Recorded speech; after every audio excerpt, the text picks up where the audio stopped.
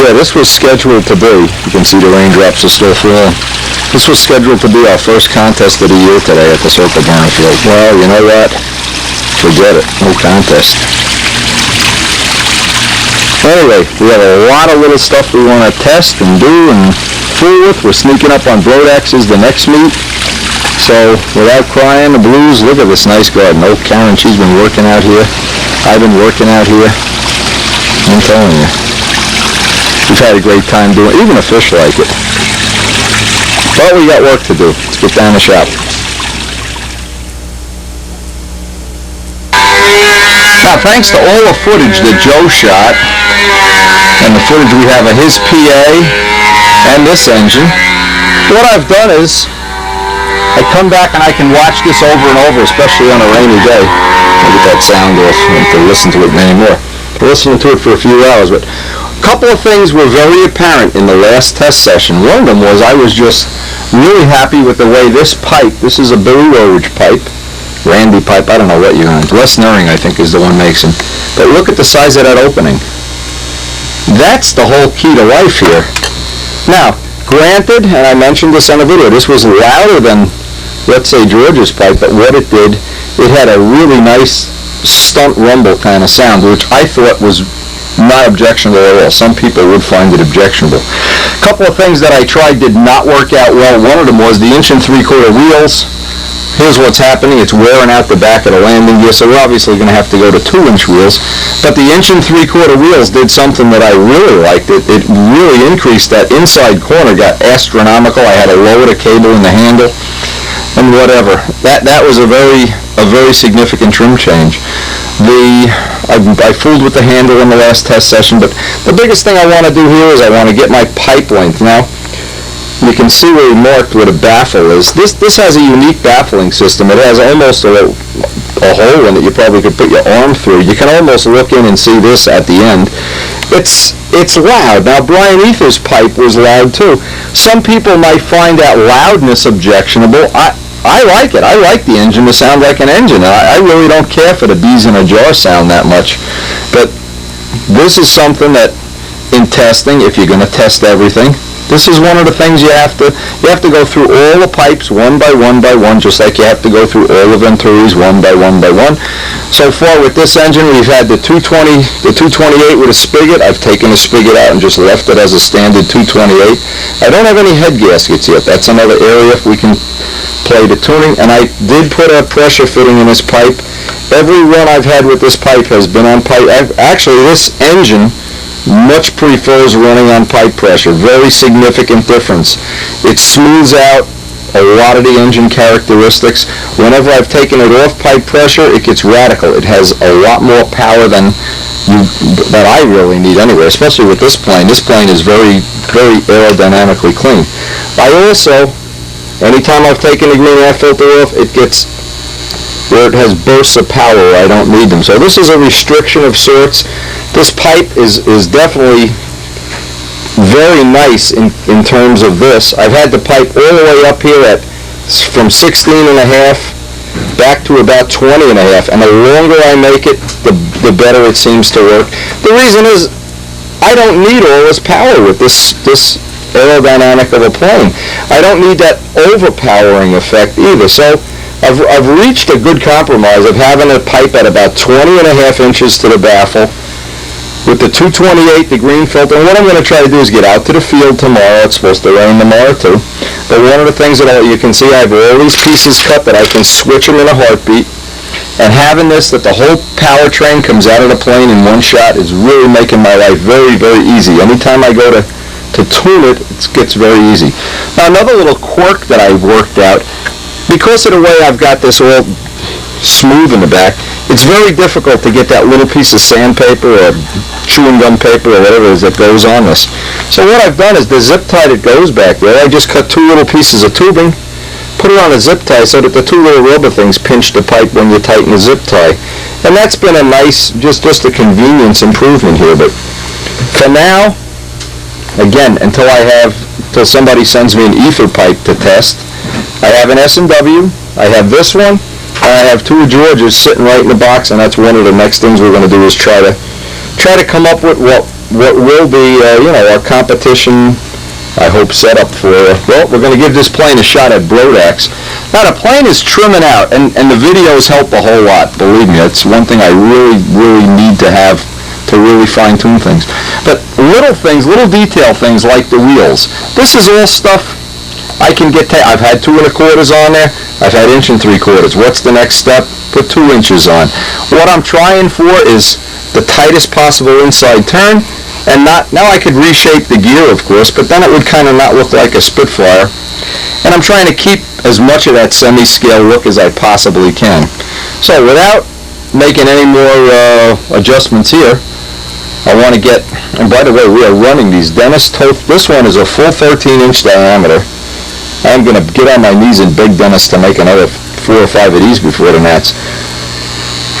I could have left the original one at 13 and a half. It goes almost out to 13 and a half, and I thought, oh man, this motor's never going to turn 13 and a half, and I'm going to hurt the rod in the motor. Well, it spins this. I mean, even with the pipe at a long length, it's spinning this big prop like it's a toothpick, so I'm going to try to get Dennis to get one even over 13 inches, and by the way, that'll be nice having a little more clearance. I'm running out of clearance with a 13-inch prop. But the drive, even in Middlesex Air, the drive was just really good with that prop. Dennis, that's a winner right out of the mold. That one needed nothing but handiwork. And this is a nice, I guess this is not new technology, but just putting a little piece of that Prather tubing on, threading this through, and then putting the other piece on the other side. It seems like it only needs 2 pieces. Once that's tied, those 2 little pieces stay right in place. It really does confine it in a nice way.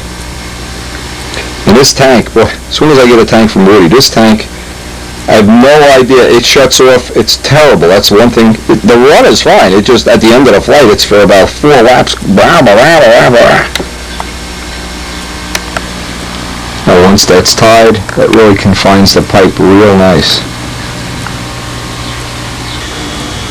Now, every time I refit the hardware in the plane, of course the vertical CG changes just a little bit. This spinner here is about roughly 1/4 of an ounce lighter than the aluminum spinners. And again, prop weight, the spinner rate changes. Well, what I need to do is adjust something on the bottom to compensate. And of course, when I put it up in this hook and run my plumb line, I can get a real accurate reading on just where this is going. But one of the things I always do, it's the easiest way to fine-tune this, is just to have a whole box of wheels that weigh different component weights. Now what I did, I bought a pair of these wheels. They were kind of heavy. When I got home, they turned out to be heavier than I imagined. They were really heavy, in fact. They're 20 grams. But one of the things I want to try to do is set up a set of hubs. The hubs are nice and light. But again, the easiest way to do this is just have a final way of tuning the vertical CG with the wheels and the landing gear assemblies. This is where it gets to be, and because I feel like we have the major part of the plane in tune, these little fine-tuning things, and I can, just as an example, when the bottom of the plane is light, when the wheels are too light, and that looks like the case with the 1 3/4 wheels, it probably was just a little bit light on the bottom. It had that ferocious inside corner, which you can see on the video, but also there's spots where you can just see the wing is up just a little bit. Well, a little bit heavier wheel would take care of that. Now, the other choice would be, and it's not a big deal, we can always go back into our adjustable thing and tweak a flap. But what I'm saying, and it's significant, is if that vertical CG is off, then the flap tweak is just masking over a problem that I'd really like to solve the problem right now. So I'm going to get out my box of wheels and get an idea of what some of these weigh. The thing I always like to know is what the wheels, these are the 1 3/4 wheels, where I'm starting from. 1 3/4 Dave Brown wheels, the light flight wheels, are usually about 6 grams. 6 grams is really light for an 1 3/4 wheel too. They've got the right name, light flight. But anyway, a little extra weight here is not going to be a problem, because one of the things that I don't want to trade away is when I'm at the circle burner field and it's really rough, the smaller wheels are a problem, they catch in the grass. But now just think, well, here's a wheel that isn't a whole lot different. Well, holy crow, you wouldn't want that on the plane. That's That's over 20. So 6 to 20, it means it's 4 times heavier. And what happens, the problem with small amounts of weight is, you go like this at the store and you go, same. Then you get home and weigh, one is 6, one is 12. And when you do that 10 times, you've added 2 ounces to the plane, or something similar to that. Now that's the reason I save this whole, in other words, I want to wind up with wheels that maybe they're a little heavier than 6. I'd even go to 8 or 9, but I don't want to go to 28 or something. An example is years ago, the guys at the club used to like these real big diameter wheels because we didn't have Mike to cut the grass. Well, these things are over an ounce a piece. And if you look at the old days of Vico wheels, the things are tremendously heavy. They're almost an ounce a piece. I went out at one time and I was determined, maybe when we do a Mustang we'll get into something like this, to have these really neat World War II spoked wheels. Again, the only problem, World War II spoked wheels, over 30 grams. 30, they're almost 40 each. Now this is acceptable on a scale. They're 40 grams. Here's a wheel that's 40 grams, here's ones that's 6. That's 6.5 times heavier. So the point is that you can not only use it to fine-tune the weight, you can also make the wild abandoned choice of just put the lightest wheels in the world on and live with the fact you may tear the gear out, or you have to fly only on concrete then. But having this selection of things, and going through here, just some of the other things I learned years ago about the banner wheels, they were so cool looking, they're like made out of lead or something. These were real nice wheels. I don't remember which company made these. They were real, but they were so slippery. The plane, when you went to land the plane, they weren't really made out of rubber. I think they're made out of plastic. Anyway, for whatever it's worth, wheels are wheels are wheels are. And I have these like Dave Brown car wheels and whatever. And what happens is, I never want to get to the point where I can't adjust the final CG in some methodical way, because once the vertical CG is out, then flap tweaks and all kind of little crazy compensations have to be made, and I just find it's better to pay the price and get the vertical CG right at this point in time. Just a typical Dave Brown hub is about 2.5 grams. And these little guys that we're trying to put Dave Brown tire, these are lighter. Okay, we're going to try to use these. And the problem is I had to cut the tire off. You probably could take, if you have big teeth or something, you can tear it off, but with my false teeth, they're not going to get torn off. Okay, these are almost a gram lighter. It isn't important that it's a gram lighter. What's important is that it isn't 40 grams. So now what I want to try to do is get a Dave Brown tire, which the Dave Brown tire is almost the same size, except it's made out of a softer material. I want to see if one of two choices, this is cast in one piece.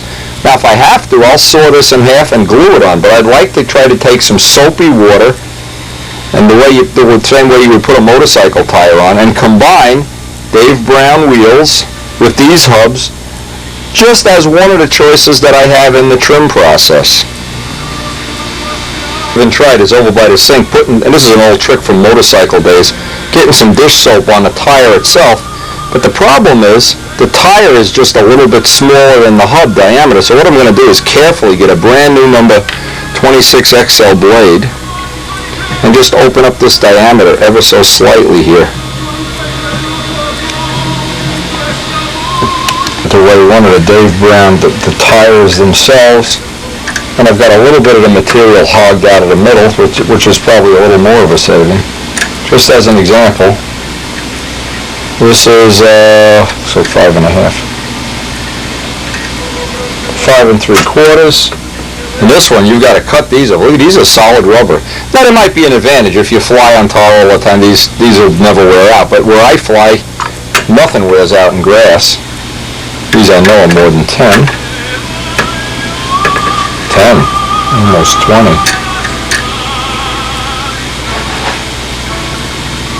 18.5. So just look at the difference. Just in two parts that are almost completely identical. Well, unless you need to wait to get the vertical CG right, these are definitely going in the trash barrel. Don't need to hog this just a little bit, and then you need to put a little bit of dish soap on there, and you can just pop them on. But the end result is, and if these don't seem to want to stay on, a little drop of epoxy is probably in order.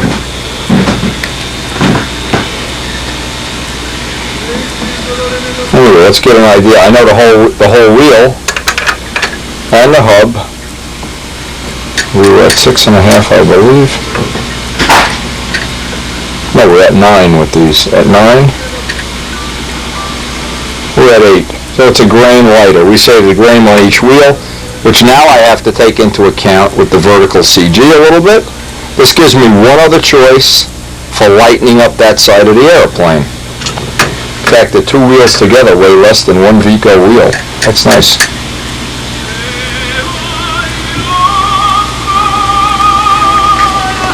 Okay, now with that spinner on there and the lightened up wheels, that's a good balance, and she's right back in balance on the vertical CG, so we're just going to have to wait for a day it doesn't pour and rain. We have a lot of little interesting shop projects to work on. We have to mold up a turtle deck for a moldler. Haven't done that on video in a while. Really neat.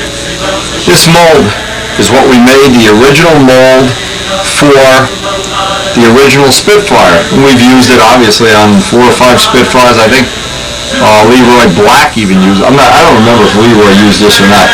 Anyway, it turns out that the Nobler, there's a part on here that all you need to do is mold this back piece and you have a Nobler turtle deck. They're very similar, not a whole lot different. Anyway, the minute I loan this out to somebody, what happens? I get an order in the mail, make me a turtle deck. Anyway, first thing to do today is to lay up the mold, because this needs to dry overnight. Then we'll trim it, we'll lay it up, trim it overnight. First thing is to get the ammonia and get a decent piece of wood for this. Most important thing in laying up one of these molds is to get a piece of A-grain wood that doesn't have a crazy grain to it.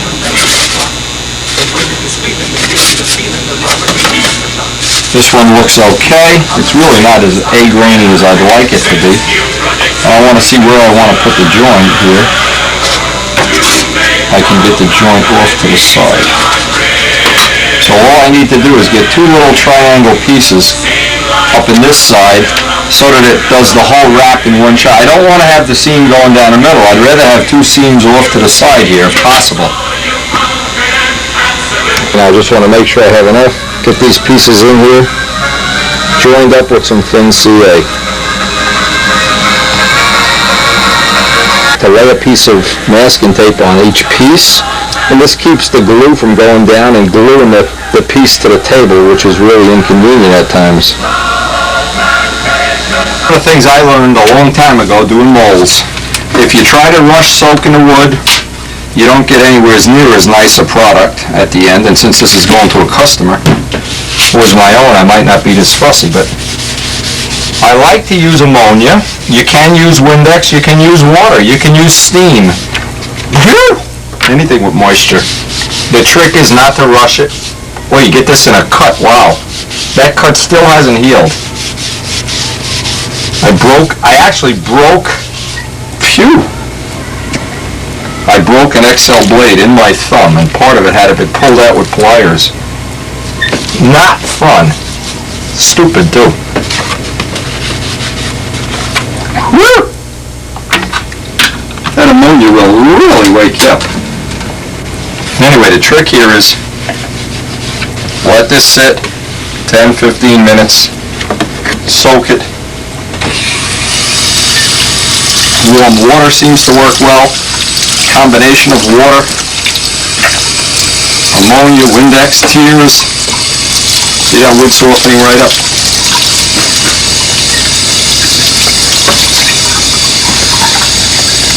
Just great in a cut. Woo! My eyes are still watering. Anyway, thing is to start working the piece of wood in the direction you want to go. Now typically these split at the back and they need to have a little glue seam sanded in. That's not a problem. Some do, some don't. Work this. And by the way, we have been gathering information. I've gotten Dennis Toth even to send me down some encouraging words about using the shells. Making a carbon fiber fuselage for a P-51. Gerald Champ seems real interested in that as well. Gerald, you better be interested. Anyway, let's get this on. We always mold it a little bit oversized. Now I can see I can bring this down this way.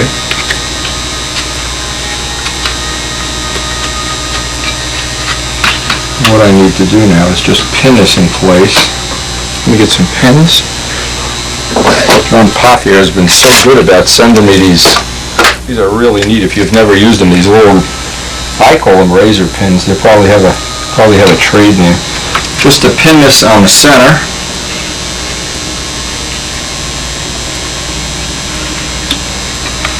Three is usually enough. Oh, look at this, it's sticking right in my finger.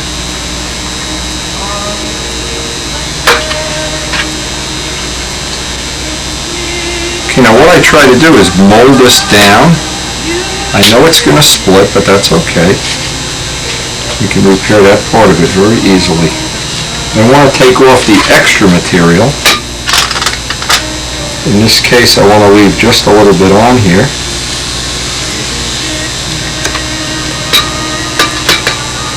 And it isn't really necessary to have, like 3-pound wood or something. I've used even 8-pound wood, and because I can make the shells real thin, the ultimate shell after it's sanded and ready to put on a model is usually a lot lighter than a typical piece like this if it was carved from a block. But most significantly, it has the grain going in the right direction. Okay, now we have nothing sticking out the back, which is what we want. We're working that down. We know we're going to have that seam in the back, so. They make ace bandages that they stick to each other, and some that they're just cloth. The sticky ones seem just a little bit easier to use.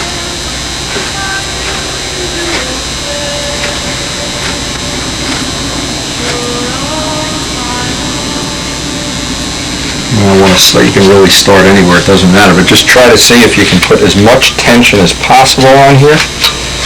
The more the better. Try not to get too many wrinkles in the wood. This will have to go aside to dry. Now, in days when the heat is on in the house, these dry up in about an hour. I put them up by a heating vent, but because it's pouring rain out there, I guess we're limited in our options here.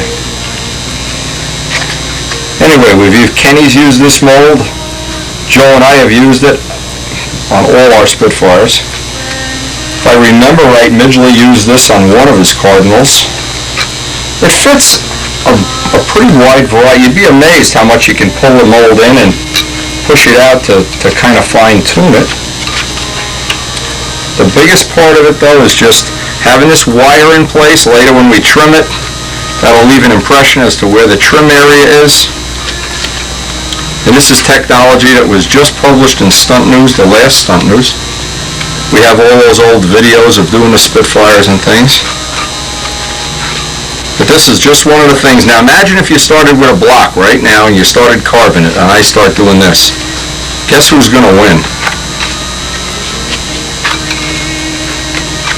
This is one of the nicest advances in modeling that I've come across. Now see, even though this bandage sticks to itself, I said almost sticks to itself, I always take one pin, and now this goes aside to dry, preferably overnight, even 2 days. Before I put it aside, I'm pressing real hard to make sure that wire leaves an impression. It's that wire that makes this very easy for anybody to do. There's no reason even a beginner modeler shouldn't be making shells like this. Now just in the course of making up, I think we've got about 75 of these made up already. One of the things I like to do is, as I'm developing a new product and working toward finalizing its design, this is really not final yet.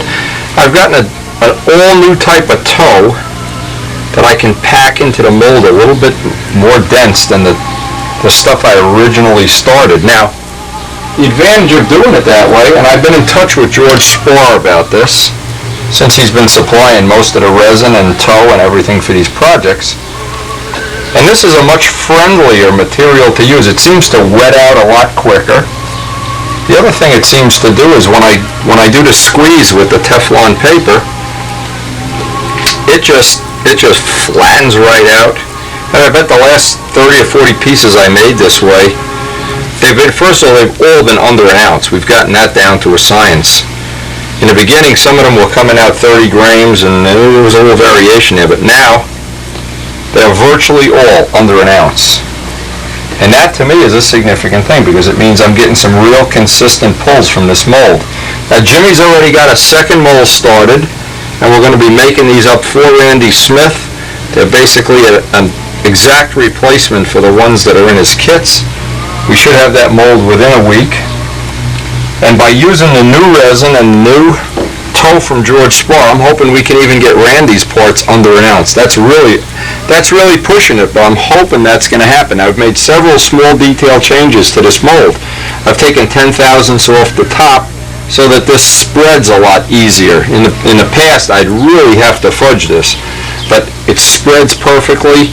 The Teflon film that Midgley sent is just putting a really nice finish on it, and I've got the little anchor points. Jimmy drilled them in, or machined them in, about 10,000ths more. So we have a real solid bolt pattern that I can turn around, and it just reverses itself here so that the gear are either in the grass gear or in the tar gear position. So a lot of little detail improvements coming on this. They aren't really obvious, but then when you hold two together, you go, ooh, this one's a little lighter, a little nicer, or something.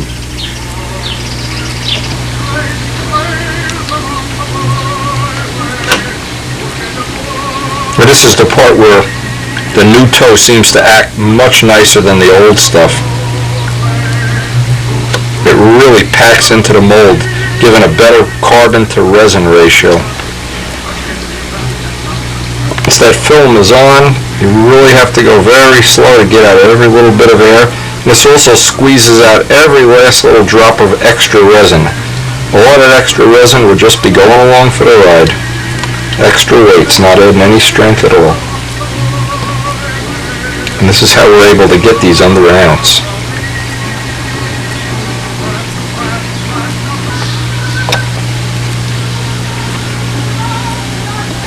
Now the gear has to dry overnight, of course. What happened, Joe gave me some wires. He wants to make up a set of these gear off of the mold. This is what's real nice about having a mold. I just need to make sure how much is going to stick out of here.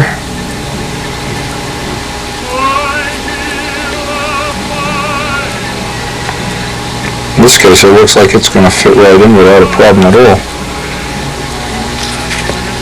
Because his are made exactly the way the originals were made. I don't need to have that extra little piece up there. So it's just a question of molding these up, and that's certainly not a big deal. I need to be able to space these up. Let's see if I can do this a real easy way.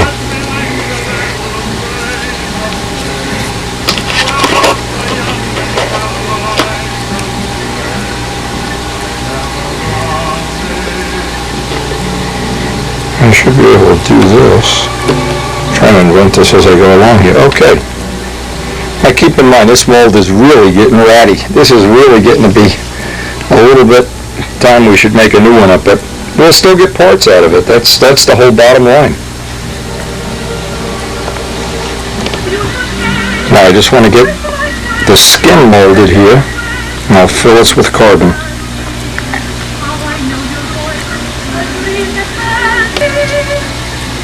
Now this is the part where it really gets tricky when you start trying to pack it. And I found it easiest just to go about 1 inch at a time, not give any concern to if you have lumps or bumps or overage, just to pack it right in, because once it's absorbed the resin, you have a good chance at flattening it out.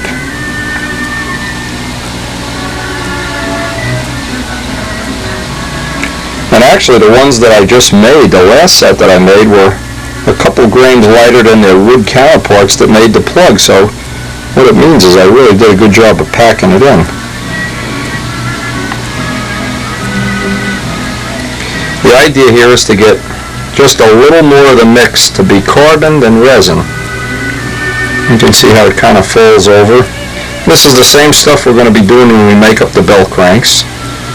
That's been on hold this whole week because we had a couple of days, actually, not flying weather, but pretend flying weather, where you thought you were going to get some flights, but we really didn't.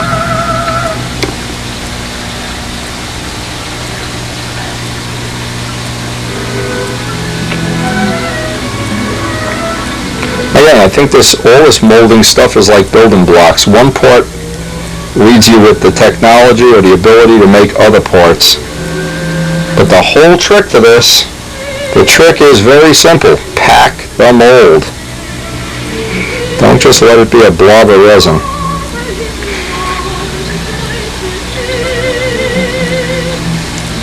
And this right here, what I'm doing is what really takes time. Now it's going to take me a good half an hour or so to pack. I'm just going to keep packing and packing and packing and try to get all that, just like very similar to the carbon gear.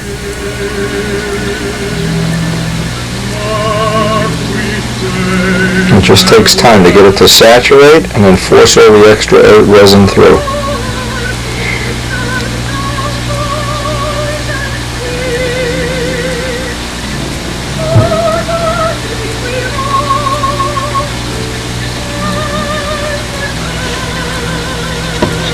I need to get the Teflon film cut and get something on top of that so I can get a nice smooth surface.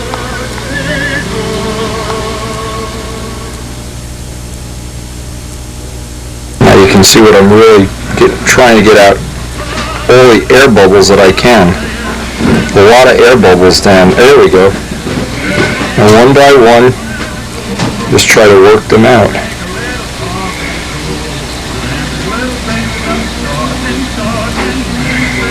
There's one that just doesn't seem to want to come out.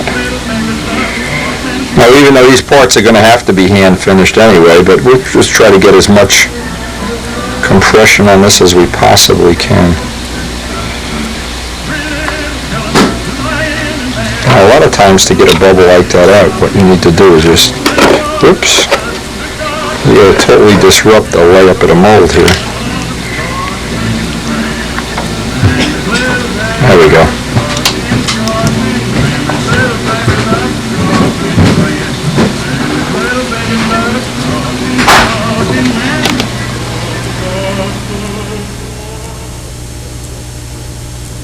Now today, once that epoxy totally sets off, of course, pulling the Teflon paper away, not a big deal. We know these are going to have to be hand finished.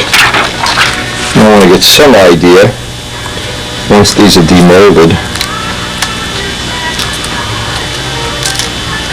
I want to be careful. I'll try not to hurt this mold. This mold is getting really marginal. So anyway, you can get some idea of what that looks like. Got the little details cast in. I'm sure Joe will be able to just sand these down 1, 2, 3. Let's see what this other one looks like.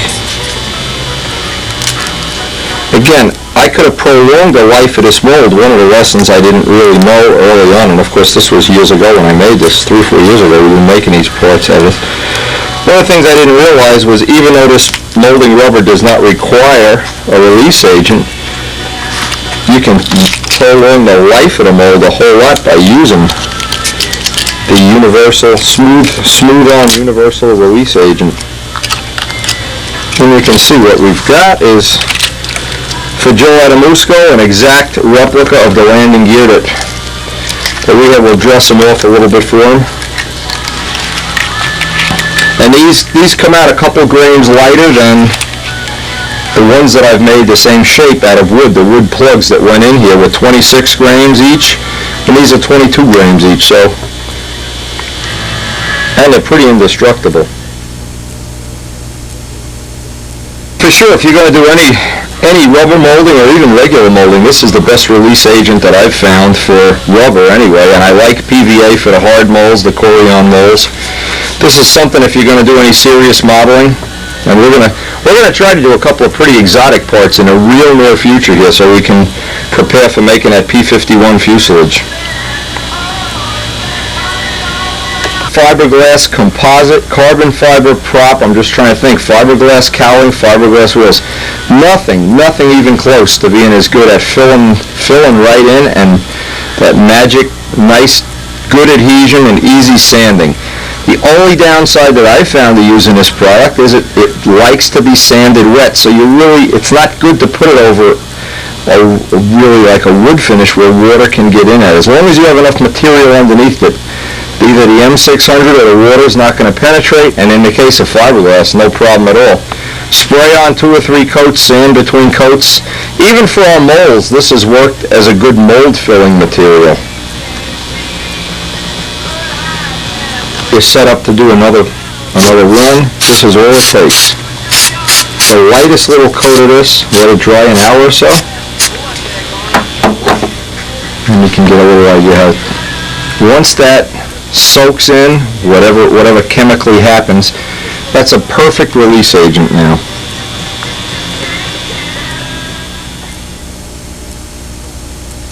I like, and every morning, this is the daily routine in the shop now. Every morning I try to get all the molds loaded up early in the day. I call this harvesting the mold, but it's not really the right word technically. The Teflon paper that Midgley supplied to us has been giving us parts. Since we've been using this material, we really haven't had a reject part that I've had to scrap. Now I learned another really valuable lesson. What I used to do is pull these out of the mold by this little area here. And after learning my lesson, the little resin that drips down, this gets to be like a bunch of little razor splinters. So again, anytime you're working with carbon fiber, you don't want to breathe in the dust. That's number one. And you don't want to get splinters if possible. So I've been using this rag. My finger still hasn't healed from the broken blade being in my thumb. Anyway, once these are pulled away, that's a Corian mold. And the PVA, you can look inside the little mat. There is not a glitch anywhere in this mold. These come out virtually every one exactly the same, and every one just a gram or two less than an ounce. Another little trick. Assuming you have a mold that's made out of something other than wood, I don't think it would be appropriate for wood. I like to get off all the old PVA, but what I do is I just take hot water and a little paintbrush. Now, I used to do this by hand with my fingernails like I'm doing right now. What would happen is it takes 20 minutes to do it. You can't get in all the corners. What happens if you just the slightest bit of warm water on this, even just taking a rag and running it over there, the old PVA pulls right up, and I usually put 4 coats on. You really only need 2 or 3, but I've been having such good luck with 4 coats. It imparts that nice surface on there.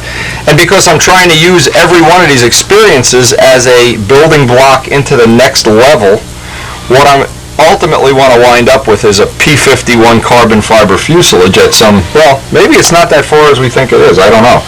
But I'm certainly willing and ready to accept the fact the first one might not be perfect, but certainly at some point in time, if you're persistent enough and you never quit, it will happen. And it will happen, believe me.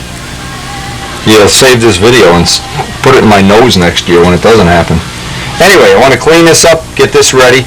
But the big thing I want to do today, because it's another rainy day, I want to make up a set of solid lines. And this is the time of year everybody seems to order a lot of solid lines, and I have to answer the same questions over and over and over again. Rather than doing that, I'm just going to put about a 5 or 10 minute blurb on this video of what I've found significant about using solid lines. Once any hard mold is cleaned up,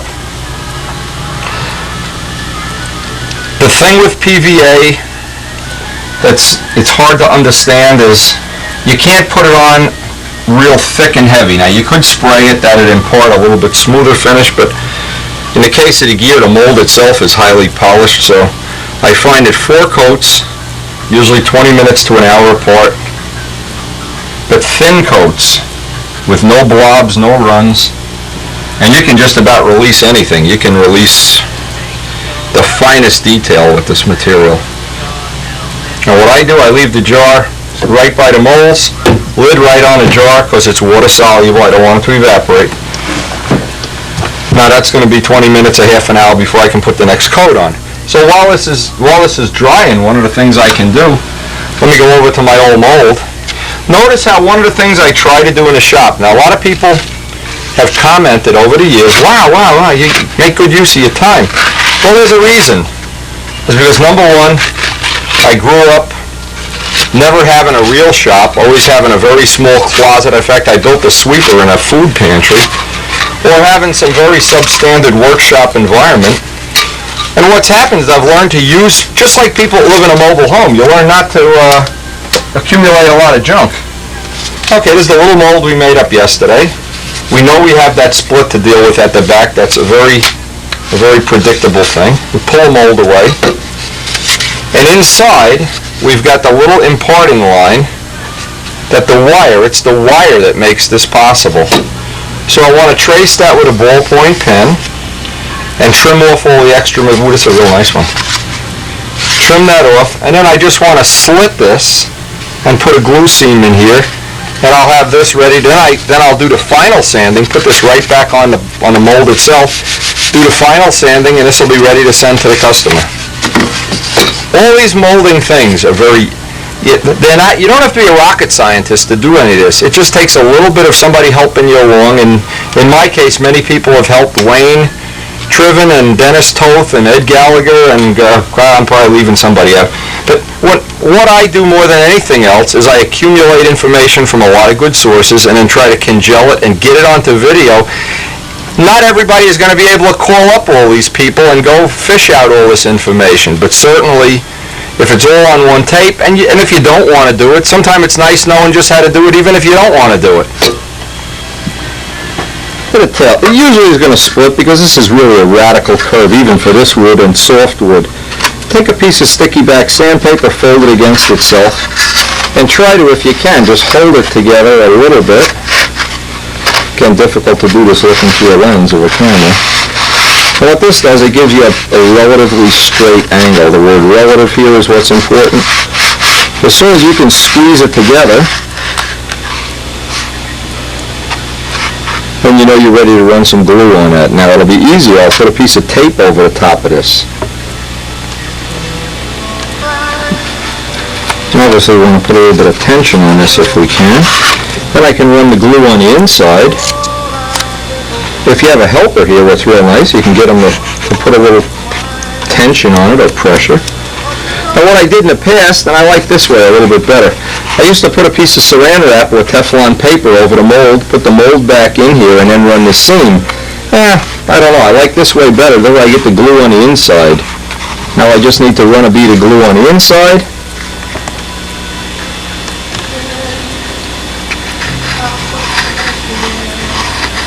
And here it doesn't even matter if a little bit.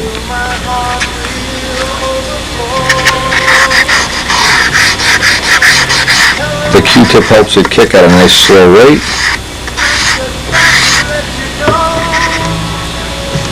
Now once that seam dries, you're always going to have a little bit of a glue seam up here to block sand out.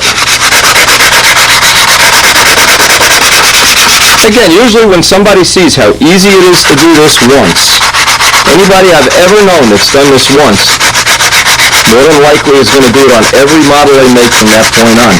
Not many people want to go back to carbon blocks. Same thing with the Nobler, the fiberglass cowl. Nobody that's ever bought one, I can't picture anybody's going to want to go back to carbon blocks.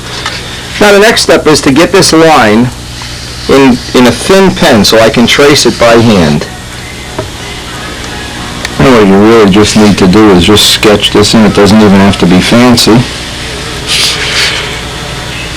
The reason I need this is because I just need a little guideline to work off. It's this little wire that makes the whole process reasonable for average people to do. You don't need to be a tool and die maker.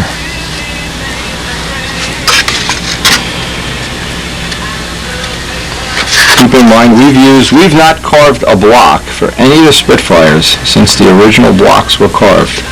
Everybody that's done these has worked off our mold that I know of.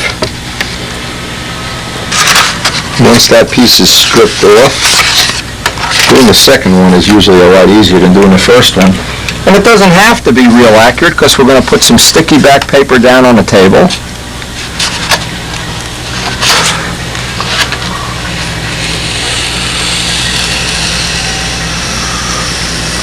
and just true up that edge.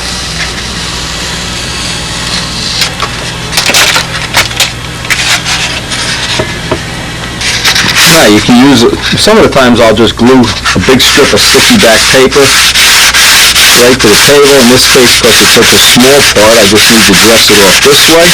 What I'm going to do is make a little former at the end so this tends to stay confined.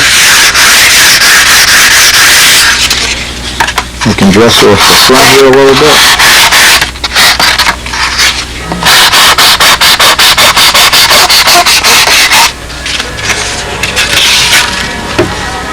Little former in the back, that just tends to hold it in position. What I like to do is put this right back on the mold. And this was one of Frank McMillan's good ideas. I've always sand the shells on the mold. Leave it right on the mold and do the final sanding. Now what I'll do is I'll tape the bottom of this so that it maintains its shape. It doesn't tend to get up and bend back. If you're not going to use this, if you're not going to install this on the fuselage right away, the best thing is just confine it in some way. You can just put some tape on the bottom of it. That'll do too.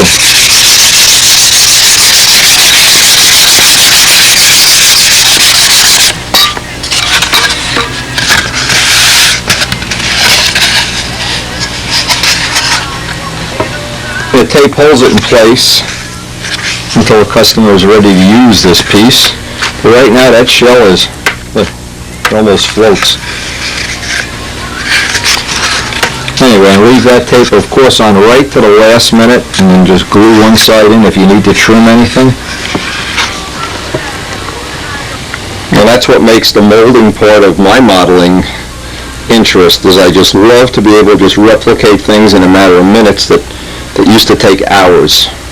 It really adds a new dimension to my life. Now the mold, the actual mold that got carved for the original Spitfire has made this turtle deck. Joe's turtle decks. Made the turtle decks for the original ones, for Ken's Nobler, for, oh, how many other planes. And what's nice is we add to this collection of molds, tops and bottom blocks on a regular basis. So when other people, the last plane that we ever carved was Strega. Everything else is fiberglass cowl and molded top. And that's why I feel confident that what's going to be coming real soon, these carbon fiber fuselages. And imagine, now just imagine my dream. You order up a wing or you make a wing. You get a foam wing from Ken, or you build a built-up D2 wing, or you build an I-beam wing, doesn't matter. And you have two fuselage shells, you join them, do a little bit of sanding, prime it with Brodak primer, and you're ready to fly the plane a week later. It's not an ordeal like it is now. It's just my dream, and obviously it's easier said than done. But if you don't dream, it just guarantees you'll never accomplish anything. So I tend to dream more things than, maybe the average person, I don't know. But I try like heck to make a lot of this stuff come true. And even if only 90% of it comes true, I feel like I've contributed something back into the world of model aviation in return for all the fun that I've had. And God, have I ever had fun. Well, it certainly doesn't look like we're going flying today, so I had hoped I'd be able to make up a set of lines out in the driveway, even though it looked like rain. But with my luck, I would have started making the lines, been right in the middle, had the wire all over the driveway, and we're going to let the lines go for another day. What a mess. No good weather. There's some pictures in today's mail, even though it's a pouring rainy day, from Neil Beekman. This is his Nobler in silver. Now what he's showing here is how he replaced the flap horn. He had a problem with the flap horn, and how he did like a retrofit. Now when Neil had this problem, I kind of talked him through how to do it, but I didn't realize he was going to be this good at doing it. And I've had to do this many times, and we're going to be doing another one for Rich Peabody pretty soon. He's got a Nobler out there that's got crazy controls. But to replace a flap horn, what he did, he cut a little hole, just to make sure what he was doing was going to be the right deal. And this is after he has the new control in place. He's getting ready to put the fillets on the plane.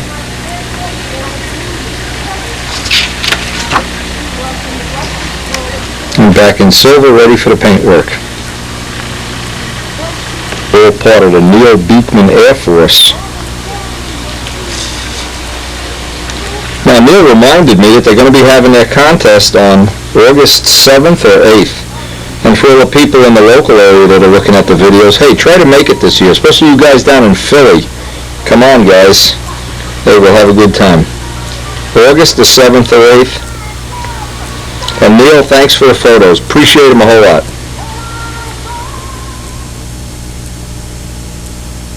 Last time I was down in Middlesex, Joe gave me this book.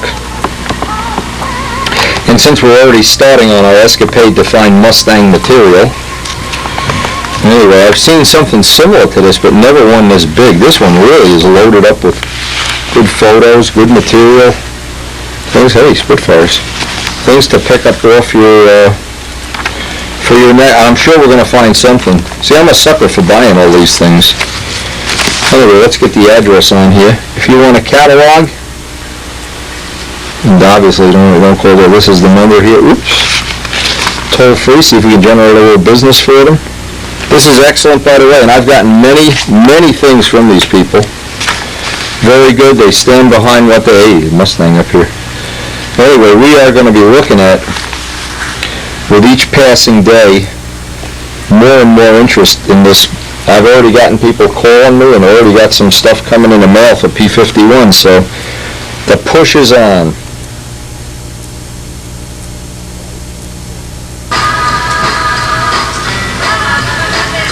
Now, even though it's pouring rain, it's not going to keep me from making up a bunch of these back plates today. Again, when I originally started this, I really kind of underestimated how many of these I'd wind up making.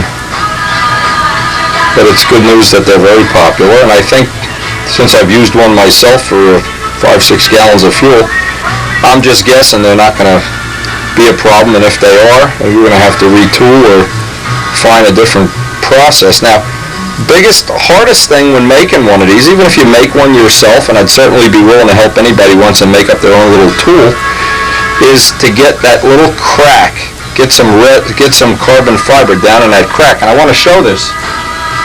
It's a lot harder than it looks, maybe even on the video, to pack these. And when I mean packing them is to get that material to go down in there. Now, we got a guy coming this afternoon to clean the carpet in the house in this pouring rainy day. Can you believe this? I hope the rugs are going to dry. So I'm trying to load up the molds that at least could be drying and pack that carbon down into that little notch. Same thing with the bell crank, the prototype bell cranks that we've made. Packing the mold is always, well, one of the ways of making a part lighter is to get more carbon than resin. Whoops. And this is what happens. One string hooks on there, and boy, it turns into a mess. But showing it realistically, if I can get it down into that crack, then the rest of it, if you see how this is done, I think pretty much anybody can figure the rest of it out. And what we're still trying to do is get all the building blocks in place, so when it comes time, let's say, to make that P-51 that we're hoping we're going to be able to make with the help of the people at Boeing and Joe and our friend from Brazil, Bob Martens, we're going to really make some kind of special effort next year.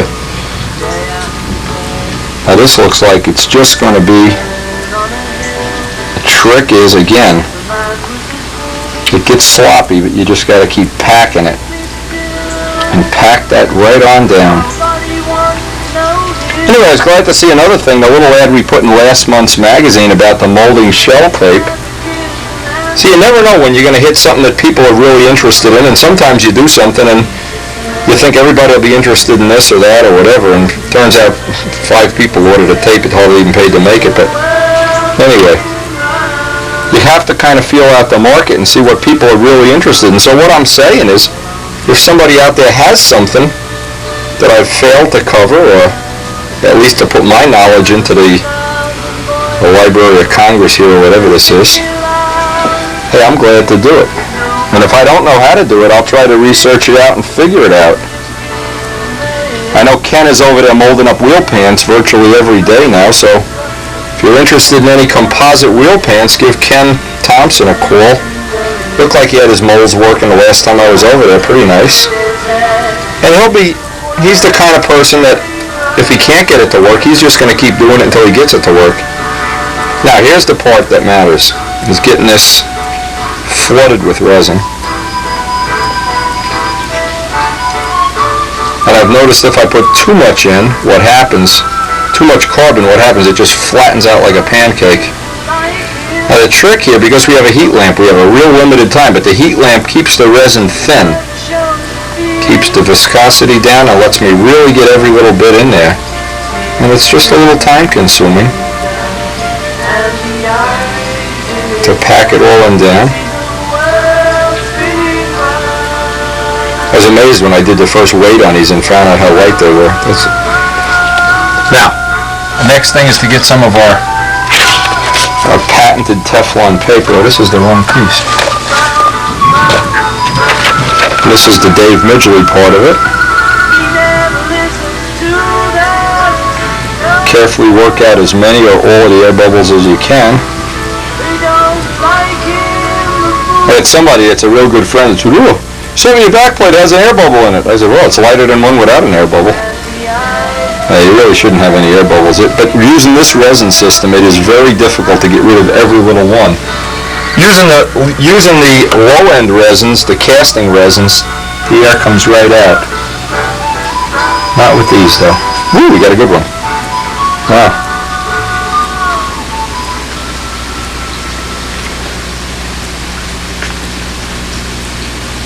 We just put a weight on this, and we'll have a backplate tomorrow.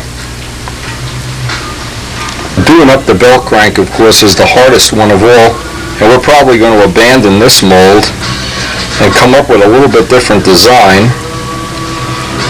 This was just really to get my feet wet.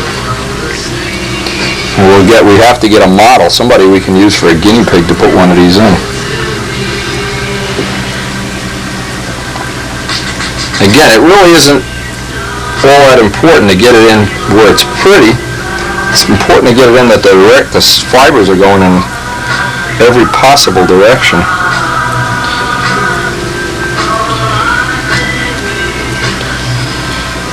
Anyway, just thought you'd like seeing this is it. This is where we are as of today. We were hoping to have some prototypes, some real functional ones by the time the Nats comes around. Well, that may or may not happen based on about 2,000 other projects,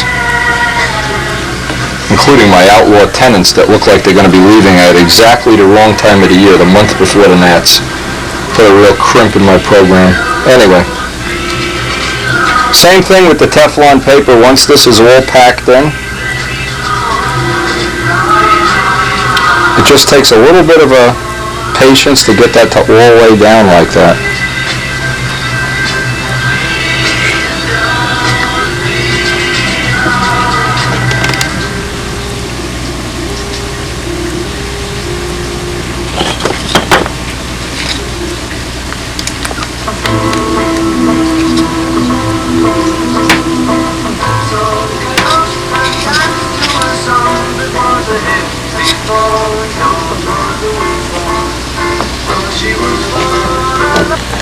Now, even though it's raining and we've had a lot of run time on this, Mike put a lot of time on it, we want to put this right into the cardinal.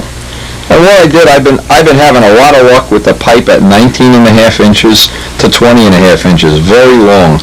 I found that to be a significant thing.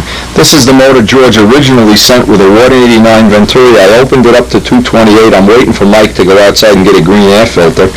I want to run it one more time so that I have everything exactly how I want it to be before we actually put it into the blue cardinal. The whole idea of this experiment is Mike, of course, has just learned the stump pattern. He's got a cardinal that's in silver. In fact, it may be in colored paint before the week's out. But one of the things I want him to get used to the motor and friendly with it. That he's used to setting the needle. That's why I'm going to let him use this one in the meantime until he actually gets his own. But I want them to get friendly with it, get used to the props, get used to the way it starts, get used to the tank shims, all the little idiosyncrasies of the motor. And by doing that, I think that's going to be a big help for him, that when he gets his Cardinal finished, he'll be ready to go right out and rock and roll.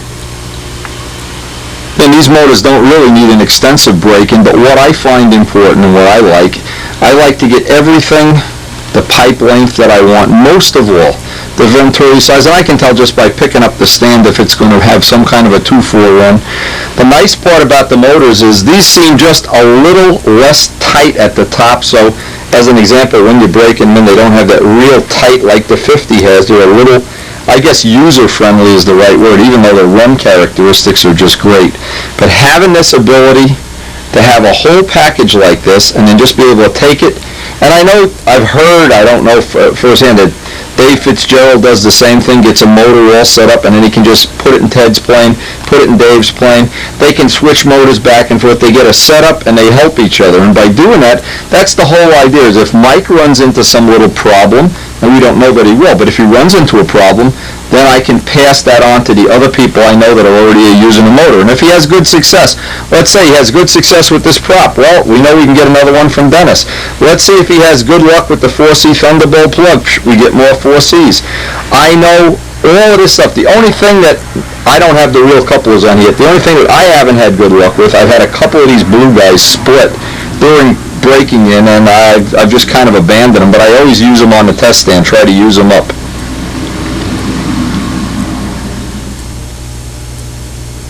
Another thing we've learned in the past couple of weeks, I don't know, or confirmed what we knew when we were doing the Jett 50, is how critical that back opening is.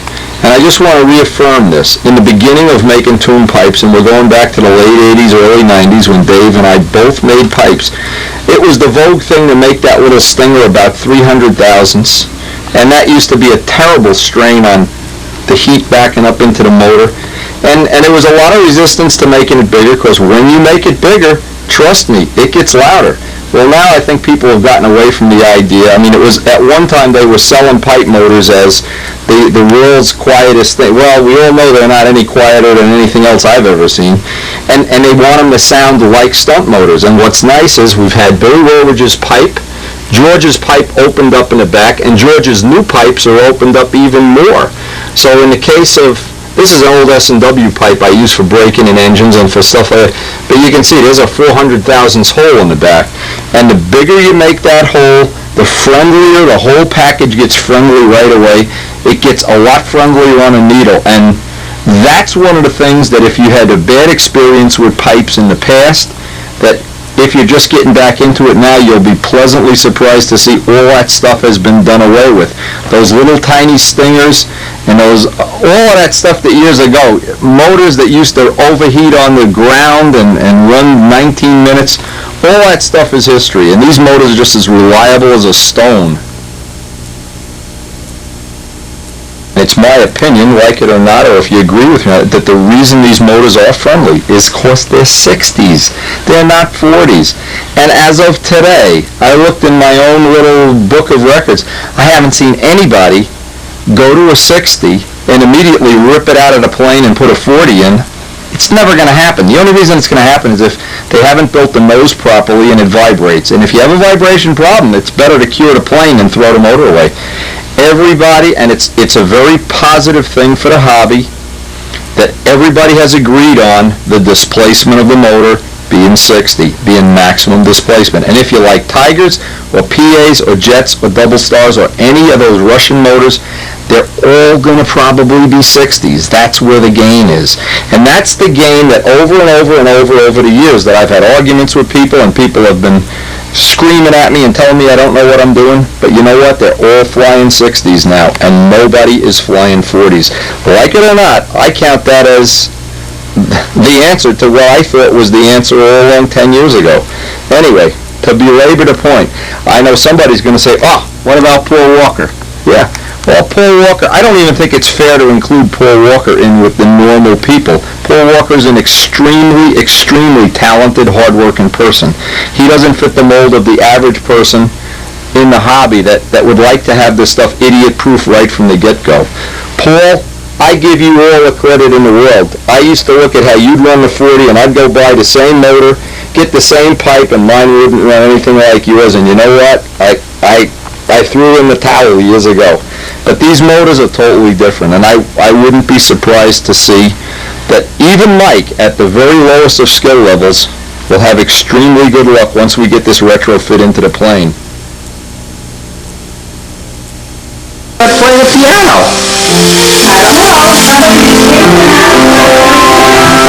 Somebody just came in and started playing the piano?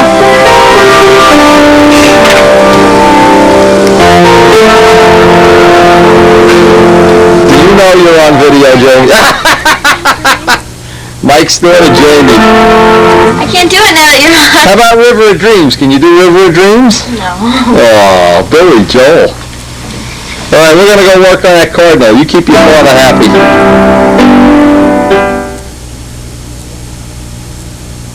Okay, you got the motor. You got the tubing. This is the old 92, 93 Cardinal. I don't even know what it is. What I want to see is, I don't remember when Midgley had the plane, if he glued the tank in. If it's not glued in, we're one step ahead of the game. But when we had the PA in here, it seemed pretty close to what it should be. All right, take the whole nose apart. All right.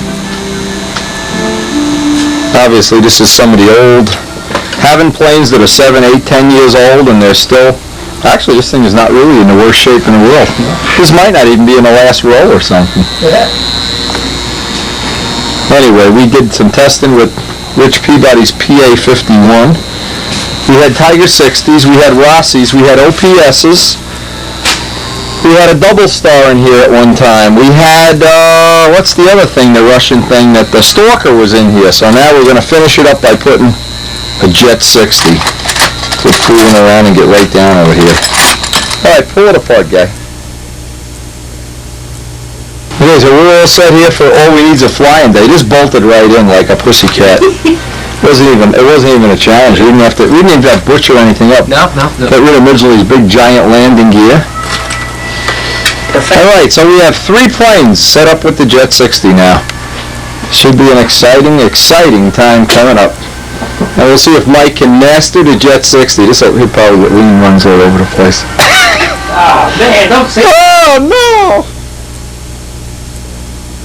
The most fun after any day of the molding operation is harvesting all your parts. In this case, this is just one of the prototypes, and I'm going to ask Bill Hummel. He's offered to do a little guinea pig testing for us on one of these. Now they're coming out right now, and this is not the final mold. This is a prototype mold. Because what I'm trying to do is establish how thick I have to make these as the first step, and second of how light I can make them. Anyway, this is a product a couple months from now we'll have in regular production.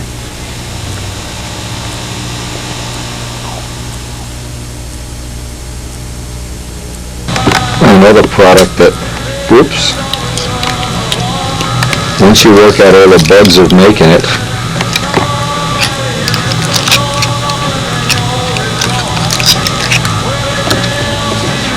on multiple cavity molds, of course.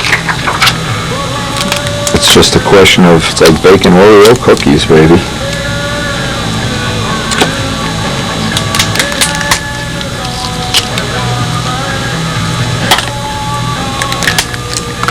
Now Jimmy has the little tool that, see now here's one with a molding floor. Look at that, now we can repair that with a little toothpick and a drop of resin, but in the case of making these, since we're making 25 a day, there's no point even repairing them, we'll just make new ones. Then the original plug.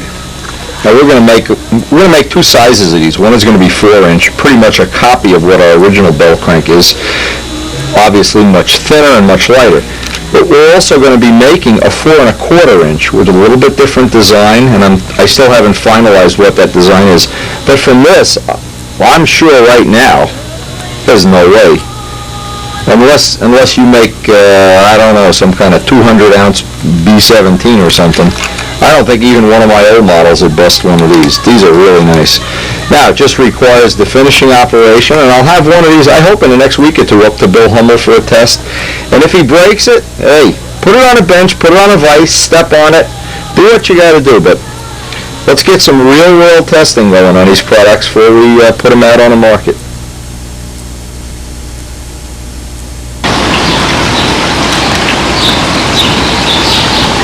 We got this new giant bird feeder out here. I think it's safe to say we're not going flying today. Look at the trees blowing. Holy mackerel. Well, we just can't catch a break with this new Spitfire. This has really been an unbelievable ordeal trying to get some good. We have not had decent air yet. And there's no way. If it's blowing this bad here, I guess we'll just work in the shop today. I think my mama, little woodpecker in here, had her babies. I hear peeping. I don't want to go too close to the house. But she goes in and out of there every 5 minutes now. We have our first roses of the summer coming out now. Oh boy, see now, show you what a good husband I am. When Karen comes home, there'll be 3 of these red roses on the table. And she'll think I love her a lot. Because I do. What I wanted to do, this is a little bit overdue. Usually I have this on the video a lot earlier in the season. Most of the time that I've gone back and forth with solids and braids, I wanted to let somebody have a list of things that I think are significant. I seem to like to use solid lines, some people don't. The main reason people don't like to use solid lines is the maintenance. Maintenance meaning they must be wiped before and after every flight with alcohol. So what you start to see is, I like to wipe them 3 times before every flight. I use the same paper towel. I use 91% alcohol, which you can buy at CVS, isopropyl alcohol. Now, what happens? Well, guess what? Even if you use braids, you should be doing this too. This should be part of the maintenance program, and I've gone back and forth many times trying to see what the advantage or disadvantage is. So let's do all the disadvantages first. You need to do a little maintenance. Well, in my case, since when I go flying, I'm looking to get as much exercise as I can, that isn't really a negative thing. In fact, it's a positive thing. The thing that makes solid lines stick, when people have trouble, they say, oh, gee, I don't like solid lines. They usually have one of an array of problems. Number one is they don't do the maintenance. And when they don't do the maintenance, they don't wipe the lines. Yeah, after 3 or 4 flights, they'll start to stick. Maybe they'll stick on the first flight. The other downside, maybe a downside, is in very humid or rainy weather. Yeah, you always want to have a set of braideds. In the pouring rain, yes, I would even agree. But then I think, well, how many times do we fly a contest in the pouring rain? So this is almost a non-factor here. I don't even count that as a factor. But the spin-off of this is, and you start to think, oh, gee, why would anybody use solid lines? Well, what I've seen is other people have come up with every kind of possible thing to clean the lines. Carbon tet, that takes the plane, that's not spelled right, by the way. That takes the paint off your plane, and the most famous one is Bruce Gifford's son, Nat, spraying it in the pits, and everybody had white dots on their plane, and then he'd run away, throw the can away so nobody knew. Well, not a good idea. The real trick here is to use 91% isopropyl alcohol. John DeTavio, for one, convinced me one time to use Pledge. Acetone. Well, the deal is every other thing beside isopropyl alcohol is a problem. Now, having said that, you say, oh, gee whiz, you got to do the maintenance, you got to wipe the lines. Well, what's the plus side? The plus side is these are definitely, now notice, this is 014. These are 014s, and they're round and polished. 018s look like this. 7-strand. Take a wild guess which is going to have more drag in the air. Not only is this a bigger diameter, and it's a quirk in the AMA rules that they've never corrected, it's a complete screw-up on their part to never have updated the rules, And years ago, people were trying to fly 40s so they could fly the lighter lines. Well, you know what? Right now, everybody's using 60s, so it doesn't matter. But this is going to be a lot more aerodynamic than this. And this is bigger. So the combined benefit here, you have a negative side, there's a negative side to it, but the benefit side is tremendous. See right away, if you can envision what the drag is. I've heard aerodynamic people that really know this stuff, and I certainly don't. I only can use my seat-of-the-pants guess from thousands of flights. The lines are possibly, and it's arguably, the second biggest drag factor on the plane, the wing being the first. So if this is going to be drag, guess what happens? If you have more drag, to fly the same flight, you need more power. In essence, you need a bigger prop. If everything else is equal, you're putting a taxing load on everything, and possibly in some cases, you need shorter lines. Possibly in some cases, you need more tip weight.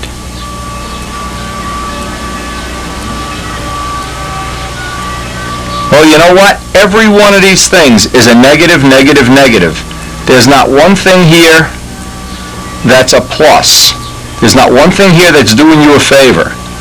Now, the reason it's worth doing the maintenance on the solid lines, and it's worth putting up, basically the price of both is the same. The only difference is you have to buy 3 sets at a time.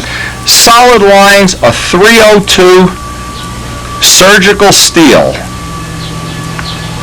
Surgical stainless. Well, let's be honest here. Another quirk in the AMA rules is they say it has to be music wire. Guess what? Music wire rusts almost instantly. If you were to use real music wire on the second flight, you'd have rusty lines. So let's be realistic. The AMA, in all their wisdom, has never bothered to update the rule, and we're not even going to approach that. Because in the real world, nobody stops you from flying lines. They'd have to stop Billy Werwidge and Ted Fancher and Dave Fitzgerald. They'd have to shut the whole event down if they started to enforce the rules. So that's never going to happen. It's not a factor. What is a factor is when you have a plane that's, in essence, these are the planes that are going to benefit the most. If they're heavy, when they're heavy, or if they're sluggish. These two, I've taken planes that are 78, 80 ounces, and just the addition of solid lines will bring them right to life, because now the motor operates at its full potential. When you have a plane that's sluggish, let's say it needs to fly on a big giant prop, you could fly on a smaller prop, it's going to give you performance. So these planes are going to seem to benefit the most. When you have a plane that won't fly on full-length lines, guess what? Don't even make a short set, go right to 70 full-length lines. Don't fool around. If you're suffering from a tip bang and you say, gee, I'd like to have that little extra tip weight up at the top of the hourglass, but I don't want to carry that tip weight around and it'd be banging in the triangle or whatever. You know what? With solids, you can take the tip weight out, it'll stay the same. So what it means is everything on this side is a plus, plus, plus, plus. And you wind up with the double chart. If you're willing to pay the price, there is definitely giant performance. And in my case, years ago I used to make up sets of lines. I used to make, you go back to the old videos, 4 sets of lines, 2 sets of braids, 2 sets of solids, long solid, short solid, long braid, short. You know what? And I don't even have that option anymore. I go out to the field in the beginning of the year, use a full-length set of 014 solids, and fly the plane and trim it. It eliminates a lot of possibilities for error. In the case of any plane that's powered by a 60, whether it's a double star, a GM, a PA, any 60 powered plane should be on full-length lines and then trimmed to reach its best potential. This is one of the things, if you notice, all of the super expert flyers, yeah, there may be a few, and I would be wrong, your Paul Walker might be one, you're still using 15s, basically because he's using a 40. But not many people are still chained to their 018 braids. If you're chained to them, it's okay. You'll retrim the plane, you'll learn how to fly, and you may even be a winner in some cases, but you're never going to reach that full potential. To me, having a handicap here, having to carry around all this extra baggage instead of having all these performance advantages, it's not even a contest anymore in my case. Example up. This is something that happens every time. You get somebody that's flying 018 braided lines, and let's pretend their handle is out here, their adjustment that they're real comfortable with. So what they do is they go make a set of solid lines up, leave the handle exactly where it is. Not much of an advantage, because now the plane is overturning. Solid lines don't bend like rubber bands. If you were to put a weight on the end of a 70-foot braid and a 70-foot solid, you'd see about an inch of difference in the stretch factor. So what I suggest is right away, if you're going to go make a set of solids, go in one notch on each side of the handle. Right away. Don't fool around, because you're going to wind up there anyway. If you have an adjustable handle in this dimension, you possibly can shorten it even a little bit. My handles are already pre-shortened for the most power steering possible. But some of these handles with bars and things that run into your knuckles, yeah, you can maximize the advantage of solids by moving the handle in, and that's a significant performance gain. Anytime you can reduce the amount of flap and elevator travel, let's pretend, and this is a good analogy, and I won't take credit for this, and the person who came up with this idea doesn't want to be given credit either, but let's say we were flying on 2 rubber bands and you're moving a belt crank. Pretend this is the belt crank. And you're doing this. Every time you pull up, that line is stretching. You pull down, it's stretching. Well, you can see that's going to be pretty unrealistic. You're going to have a rubbery feel, especially in the wind. Well, the other advantage of solids is because of the less stretch factor, because they're not a woven line, they're a solid line. They don't stretch as much. The feel is like that your hand is hooked to the belt crank instead of in essence, this is what your hand is hooked to when you're flying braided lines. So if it sounds like I'm high on solid lines, it's because every year I go through the same thing. Somebody comes up to me, oh, I tried solid lines years ago and they didn't work, they stuck, I didn't like them.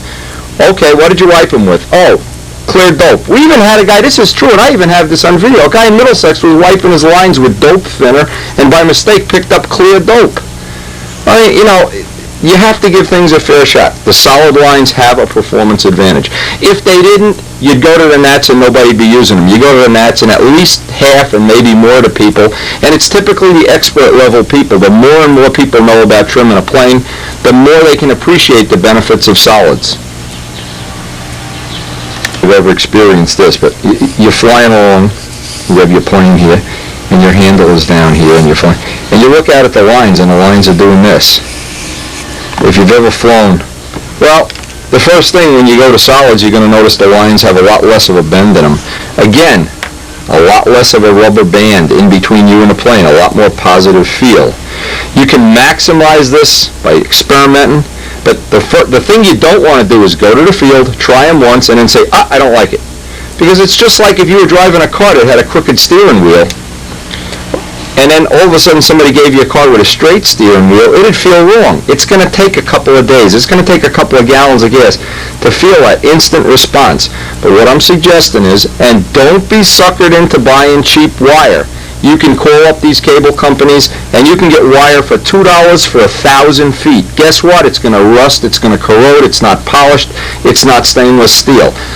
You're going to have problems and you may lose a plane. We've had people lose a plane, the lines rusted shut in 2 or 3 flights on a damp day, laying them in wet grass. Use nothing but 302 surgical stainless steel. If you don't, it's buyer beware. But this is just food for thought. I'm going to wrap up a set of solids right now. I'm going to make what I hope is going to be my real lines for the year and keep the set that I'm using now as one of the backup sets. I'd never want to go to the field with a set of lines. Clumsy Joe comes along, steps on your lines right before an official flight. Now you don't have another set of lines. What I want to have is a handle adjusted to the plane and a spare set of lines ready to go right out to the field and fly the plane. So if somebody steps on them, and typically you get a kink in the lines, what you do, no kidding, throw them away. Don't even give them to somebody. You get a kink, somebody steps on solids, you then throw them away and make another set. And never, never, never, never, never if there's nothing else you get out of this whole video, never put solid lines on anything but a big line reel. When you put them on the big line reel, leave the handle attached. Don't take the handle off every time you fly the plane. In this case, this is fishing tubing that goes over the clips. The lines, the handle never comes off the line reel. Everybody that takes this off is playing Russian roulette. The clips are going to go like that. You're going to have the things backwards. Nothing good can happen by taking the handle off, because once this set of lines and this handle is adjusted, and I've been adjusting it, you can see back and forth, back and forth. Once this setup, this is now part of the plane, just like the wingtips and the canopy are. This is part of the airplane. You know, and I don't believe in taking a line and go fly your ringmaster and go fly your bi-slob and then go tow the car with it. A set of lines, a large reel, and a handle belong as ultimately part of the airplane that stays with that airplane for life. Now this is the way surgical stainless steel wire is typically sold. It's 0.14 diameter. It's sold in a plastic bag and it's sealed. It's sealed to keep the moisture out, of course. You don't want to have any extra corrosion. Even if this is kept in a nice clean environment, the best thing if you're going to store lines over the winter, say, put them up by a heating vent. Put them somewhere not in a cellar where it's damp. Anyway, the first thing is I want to take one of these zip ties off.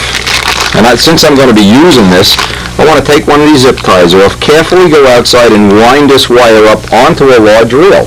That's the first thing. I already did that off camera so I could do this efficiently. I put a whole reel, this is 500 feet, it's 473 feet actually.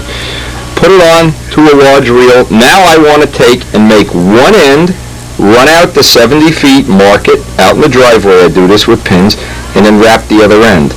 Come back, wrap this end. So now the two ends are staked together. Come back out and wrap this end to match. I want those lines, and it may sound like it's unnecessary. If those lines are exactly equal, the thing that I have now is when I switch from line to line, the handle is not going to change. All of a sudden I can't pull out of the wing over. It may need to be fine-tuned, but basically I want to wind up with an exact set where both lines are exactly the same size. To take the wire out conveniently is I hold it just like this and have a helper just unspool it out this way. But never try to unspool the whole thing at once, because what happens when you get to the end, it's going to be like a telephone wire. What I found real good is run out 70 feet, maybe 71 feet, clip it. Take another piece, 71 feet, clip it. It's just a lot easier to get out of the package. They don't package stainless steel wire on convenient reels. This is an unfortunate thing, they don't do it. And we get the wire from 3M. 3M doesn't even do it. So this is the way they seem to package it. It's really bright and shiny. In fact, the stuff when it's out of the bag, you can see the polish on this compared to the polish. And beware, boy, if there's one thing, don't use anything but the stainless. The other stuff, you don't realize what's happening. It's constantly corroding, it's constantly deteriorating, and to the point, not that it'll break, but then where the lines are just rubbing on each other and grinding away, and you look at the rag and it's full of rust and everything. I know, Jim Cassell would not mind me sharing this story. He came to the field one day, true story. Well, I found this great place down in South Jersey where you could buy 1 million feet of wire for $35. Yeah, and he bought this giant reel of wire, and it was shiny like this.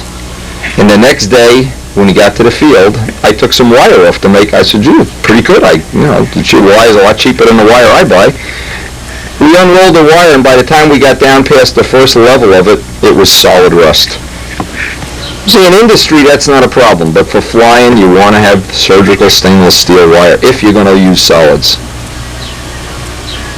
The correct gauge of copper wire from John Brodak, or you can buy a big reel, electrical stuff.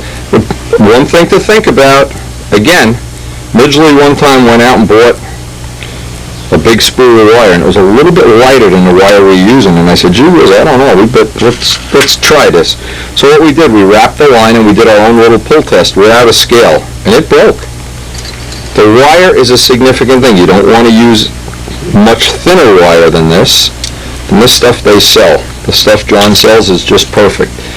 Now, my technique, and again, I'm trying to do this on camera. This is not easy. I clip off the end. First off, put a little paper towel on the reel so that allows me to get off. This isn't going to unwind like a slinky now.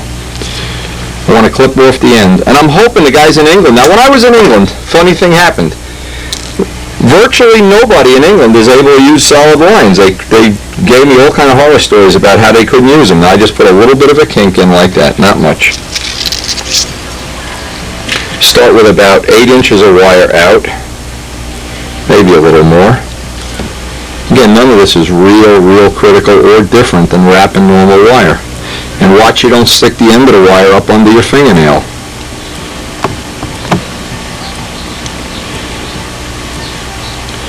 Another thing you never want to do is, now I'm letting the wire spin in my finger. If you pinch it tight, it's going to turn into a telephone cord. I'm pulling tension, but then even if you pull tension, let it go.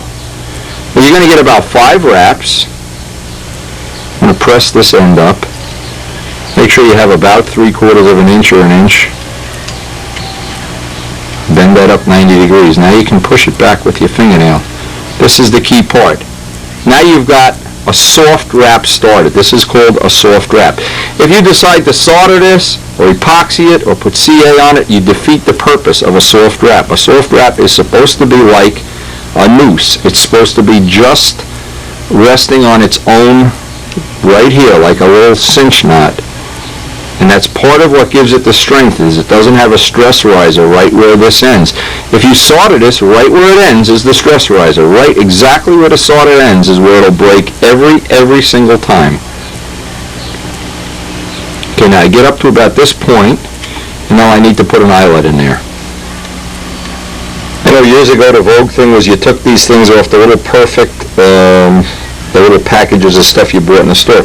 Problem is right now some of them come without the little eyelets.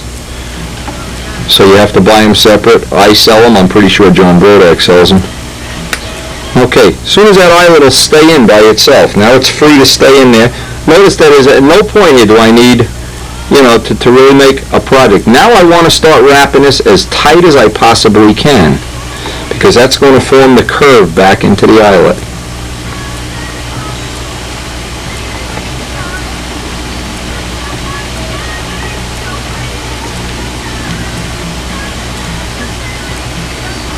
And so many people call me and say, gee whiz, first time I flew solids, holy mackerel, boy, the plane had a corner.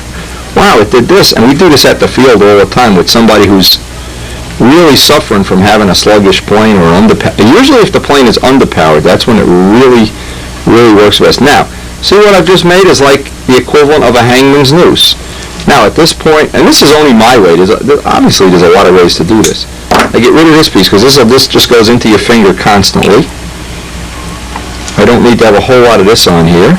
And get rid of this. Now I start back this way. I try to miss that last little bit. Let me see what I'm doing here. Now I know one of the reasons the guys in England probably may even have a problem is it's always raining over there. Well, maybe then it isn't practical. But I know by us, when we have a lot of rain, in fact last Sunday it just rained, and they call off the contest. So what do I need a rain setup for, It's like having snow tires where it never snows. Anyway, I think anybody that sees this. Now a lot of guys have made interesting little gizmos for doing this, and certainly I'm not opposed to that, but this is my way, and I've had to do this. I've had to learn to do this in a one-man operation at the field by myself, because many times I'll be there with the stooge. I drag the stooge on the grass, the line catches something and it puts a kink in the lines, and then in my case, I don't play games, so I just take those lines, put them in the trash barrel, and go get another set of lines. Lines have a life just like tires on a car, and if you wait till they fail to replace them, my feeling is you should replace them.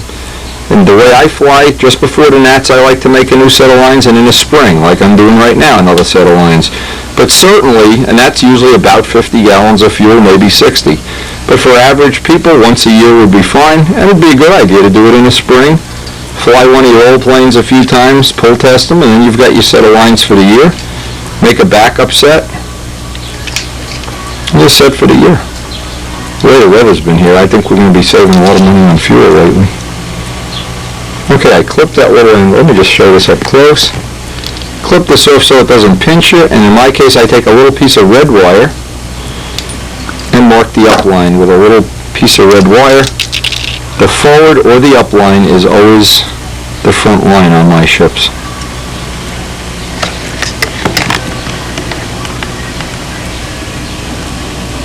Now my next project, and this is something I guess everybody runs into at some point in their modeling, I've wound up that I have 4 individual toolboxes. Now I always have the flight box that I go right to the field with, all the things that I need right at the field.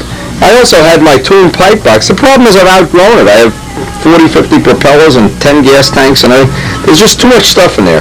So what I did, and thousands of glow plugs and screws and everything, what I decided to do the other night, I was out with Karen, and I picked up this, show what this is, because these are available. Not expensive either. I think this was, here's the price, $39. But it makes for just having little drawers, and I'm going to try to condense all my stuff down into one box, 2 boxes, whatever. And this is something that I find a lot of people, well, these are nice. See, I didn't even open this up yet. These snap open. A lot of people just, this is part of it that they miss, or that they just don't have good organizational skills.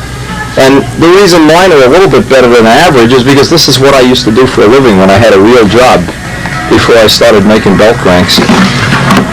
Organizational skills are something that's a learned skill. You can learn it very easily. And what I'm going to do is take all of this stuff and then all of my spare stuff and hopefully get, if not all of it, most of it, right into this one big toolbox. But the way I do it is by part. In other words, I want all the glow plugs in one drawer, all the 440 bolts in another drawer, all the 632s, all the tune pipe couplers, all the hose clamps, all the something else here, all the spinner nuts, all the spinner washers. And it looks like we're going to have more than enough little gizmos here to, this looks real nice, to get it organized. And because we're in the middle of the second day of really blowing hurricanes, I'm going to use today to get this organized. President Toolbox. Elliot Scott, when I was in England, I was looking at his toolbox and some of the toolboxes they have. They're really not, well, they're not the same as I would do them anyway. We have all these neat little compartments. And believe me, if you think making a toolbox you'll save $40, try making one. The club used to sell them for $25. It was the biggest bargain in the world. Anyway, what looks like I need to do is lay out some of the stuff into compartments that seem like the appropriate size and shape here. In other words, things that I have a lot of. I have a lot of glow plugs. I need to find a big compartment. Things like bolts and nuts, I need to have dedicated compartments. But as soon as I find that I need less than a full amount, I can break off one of these tabs. Try not to cut my finger anymore. And I can kind of segregate it in. And if nothing else, one of the things it lets you do, it lets you go to the field and you need a glow plug. You need a special washer, a wrench, or a nut. Well, you have some chance of finding it when it's just in this big box. Even that box I had, I thought was in pretty good organizational skill. Not really as good as it should be. Now I see one thing I can start off with. Yeah, start with something easy. One of the long trays, you need zip ties all the time. One tray for zip ties. Well, I've been real disappointed with this. This is the little Home Depot zip tie thing. This is really a Mickey Mouse little tool. This is not a world-class tool by any means. And I'm waiting for somebody who's a professional electrician, somebody out there to get me the real tool. But anyway, in my case, one of the things I like to do is have things organized. When I'm at a contest and somebody says, hey, can I borrow a zip tie? I like to know, yeah, I have a few. And I'll try to get, a reasonable amount. But have them in some way organized that it makes sense. Now, a lot of people, like I've helped George Venturini, my good friend, organize his shop. And George, from time to time, we organize his whole shop, and 2 weeks later, it isn't really as organized as when we first did it. Because he doesn't put things back the way he should. And George, I'm telling it like it is, baby. Sometimes, I see all the 440s are with the 632s or something. Well, if you have a little compartment for each individual item, and you start out that way, I think you just come out way ahead of the game. It's another example how I used to store things, all little things that I know I need from time to time, but I want to put them in categories. For instance, all little things that normally would go, when I'm using zip ties, what would you normally be doing? Spacing the pipe, the little coupler up. Well, they can all go in one box. So I can go through here real quick. It'll only take 5 minutes. All of the little spacers can go in one little compartment. Here's the little tune pipe mount. That's going to go in there. Another one. And you think, if you need one of these things, let's say you're at a contest, you're at the Nats, you just drove 1,000 miles. You get there and you need a tune pipe coupler. Oh, my God, you're going to go nuts looking for it. All things that space the pipe up. So try to categorize it. These are the little sandpaper things which I now don't even use, so I guess I don't even need them. Another little tune pipe mount that I made years ago. Little spacers, little couplers. When you need one, it makes you crazy when you can't find it. At least it makes me crazy. Anyway, get most of this categorized. Things I used to use, and probably I'll wind up still using them, to act as restrictors to do testing out at the field. Stinger restrictors. I have a pretty good selection of diameters to choose from. Again, all of the ones that would make sense to put them all in the same box. Couplers. This is one thing I like to, this is a junk one, get rid of all the junk. Get them in categories or in areas that make sense, because from time to time, in the middle of the heat of battle or whatever, or you're at the field and you need one.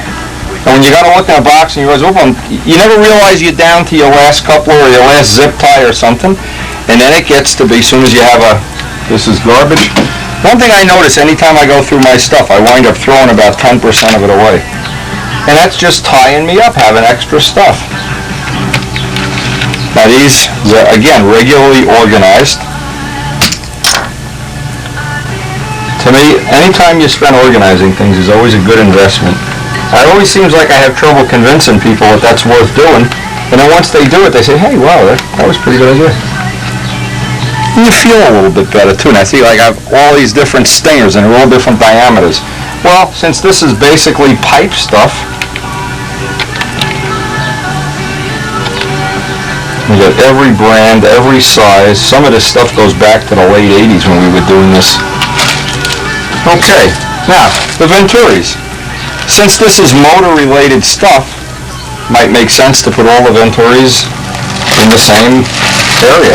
And it would make sense to put the air filters in the same area as the Venturis, in the same box. Back here we have the gaskets. So anything that's engine-related, engine part-related, we have the little O-rings that go in the Venturis. That might be a good idea to keep right in the same box. We have a spare front bearing. That might be something we want to keep right in the same area. Extra black filters. Again, a lot of this, after you do it once and you go back and forth, you say, well, it took me an hour, maybe it'll take 2 hours. When you're done, though, you have something. Okay, and these are all the Venturis. Well, let's find a box of Venturis, a little place. Now I can tell by looking that I have X amount of Venturis. I don't have some crazy amount, I'm short one or something. Have extra of these. See what happens, no matter how you try to avoid it, you wind up here. Now here's a case. Extra little zip ties, I made one of the cases here for little zip ties. So now I have big ones in one drawer, medium, and little ones in the other drawer. I have 2 of these big ones. Oh, we have another one. Again, most of it is just common sense. And it's something a lot of people overlook, including myself. Many times I go into my toolbox and I'm disgusted. It's just a mess. But what a difference to have that instead of having a shoebox full of junk. No. Now look, George Aldrich is so happy. He's the only guy in the world besides George Aldrich that flies backwards. Look at this. The readouts are on the wrong wing. The Ray Brothers in upside down. The motor offset's the wrong way. Anyway, tonight we're going to try to shoot the yellow and then go have food at the New Mexican place on Rich's nickel. Notice how we're all working too. As soon as he offered to pay for dinner, boy, everybody laughed. Paper was flying all over the place. Listen, get this done. Rich, this place is really expensive, though. You think you can pop for it, or? I don't know. Otherwise, you can always wash dishes. What do you mean? We're going to wash dishes. All right, Richard Stragus. 2 weeks from now, the GMA will be in here. He'll be ready to go have a lean run and Burn up the GMA. burn up the pipe or something. Call up George again. George, I need an engine. George, Wendy did it. Oh. Well, you guys are no fun to work with. Anyway, what we're doing, we're just trying to lay out the part of the trim that's going to be yellow. And I'm trying to come up with some kind of striped guy on the side so it, I don't know, Rich is not, he's a hard man to please. He's a real connoisseur. Anything you want to say to Gene Martin? Hi, Gene. Former good modeler, Gene Martin. Formerly of the, what is the name of his plane? The mariachka or something? I can taste that Mexican food already. You guys just got to work a little faster. This is not Brodak dope. Look at the problems we have. That's the problem. I put Brodak Silver over who knows what. Okay, over the Whore of the Month Club thing? Okay. What. Yeah, I got A lot of auto primer on it. Oh, and Jesus. Open bays were clear. See, but he's got a problem here. He didn't put enough on the edges. That's one problem you're going to have here. Is you're going to sand through those edges. You're already sanding through. I'm going to put more dope on it. And now that I'm an aeropoxy light dealer, oh, we got to start pushing aeropoxy light down your throat. Are you? Look at this. Yeah, I just got my dealership today. Beautiful. You don't have to do any of that mail order and pay the postage and everything. Look at this. Nice. All right, nice All American. Now the only thing is we got to get this going because it's going to get dark in an hour. By the way, this place where we're going, they have a tortilla machine. You watch the tortillas coming out the other end of the machine. These highly skilled, trained professionals doing their final masking here as we battle to try to get this done before the sun sets in the west. Oh boy. 6:20. 6:20, we're shooting for 7 o'clock Mexican food here. Look at these bums. Boy, you guys are really hurting. Let's see how it looks. All right, Strager. Now listen, John Brodak, we want a Strager kit, right, Rich? He's sick of cutting out all these parts from plants. Absolutely. Make a Strager kit, it'll sell. You'll sell at least 2 of them every year. No Strager kit? Oh, no, look at this. That looks pretty good. Brodak dope. All right. All right, now another couple days we'll do the blue. Yes. Where's my wife? Are you getting my roses? Probably. You wanted yellow roses or red roses? I want yellow roses. I want Oh. yellow roses. You know, I heard about a woman that took a gun and shot her husband because he was spraying her roses. I know somebody just like that. Yeah. Her name was Karen. She looks a lot like you. Coincidence. Watch out. What I'm going to do, I'm going to take a piece of dowel and one of these extra plywood, whatever you want to call them, cardinal doublers, and I want to make up my second prototype for the bell crank mount. The reason is I've got 3 bell cranks made already, and I think there's a way I can improve the design just a little bit, and also at the same time I want to make this prototype 4 1/4 inches, so we have 2 different sizes. Now these are the 3 originals. Here's another one in the mold right now. Now what I wanted to do, you can see how tightly packed that carbon is. I've really been able to. I've got a couple little tools that I've been using to pack it right down into all the little crevices. Well, these are still, they're under half the weight of the old-fashioned bell, or the other bell cranks, but I still feel that the one thing I need to do is have a reinforcing rib, especially if I'm going to make this 4 1/4. So what I'm going to do is just by using plywood, I'm going to make the first thing, maybe even the only part I'll be able to make today is the plug, which will be for the 4 1/4 inch bell crank mold. It's always my goal, once I get a part online and I get some feedback from people using it, see if they can break it. Now I'm going to taper this over on a belt sander down in each dimension, because this is the point of maximum stress when it's riding. And by tapering this down and getting this exactly the distance of one of my eyelets, I should be able to, number one, use an eyelet for the bushing and then just put an eyelet on each side. That'll be obviously goal 1. I also want to leave a little extra material, so I just tacked on some washers onto the end of this. So now the next step on this is to hand finish it and put all the tapers in place.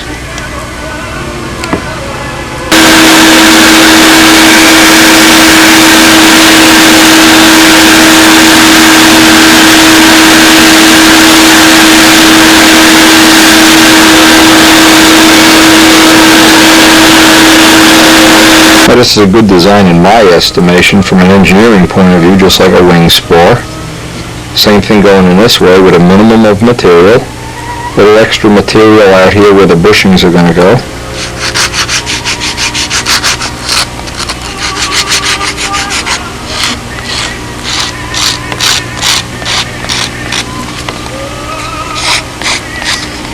This will be ready pretty soon to mount onto a base plate and then get some of that Brodak primer on it.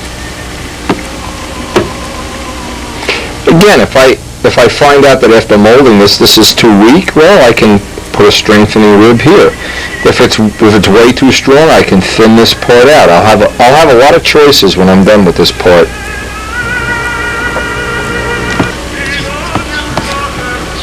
Okay, the next step on this, guy, is to get a piece of plywood, get the inside half sanded, get it mounted nice, because this will ultimately be the mold box. CA it right in place, and then get a couple of coats of Brodak primer on this. Now, the thing you don't want to do is use any kicker whenever you're doing this, because you want it to dry with a nice smooth glass-like, as smooth as possible surface. The dust in the Q-tip is the best for kicking it off at this point in the mold making. And just let it dry normally. Try not to glue your finger to it. We want to get some kind of a sealed surface so that the Brodak primer will sit right up on the surface. If that dries, you can get some medium CA in here and just paint it on. This imparts a little bit nicer finish because the Brodak primer will sit right up on top instead of bleeding down into the wood. I'm going to give this 4 or 5 coats like this. No kicker now, just the dust. Or whatever it is, we really don't know. Whatever it is in Q-tips, that was a magic discovery when you see how it puts it into a slow kick.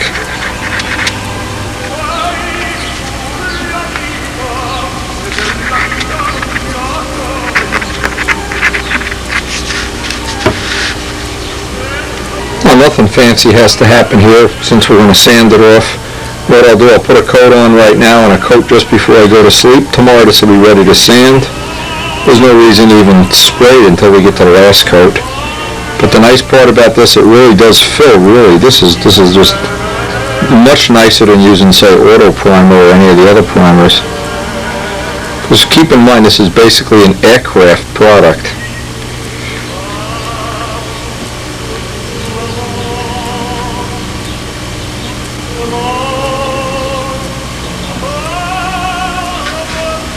Well, we'll put that aside to dry till tomorrow and sand it back out. Ooh, look what's for supper. Ooh. Ooh, man, am I hungry. This mold making is hard work.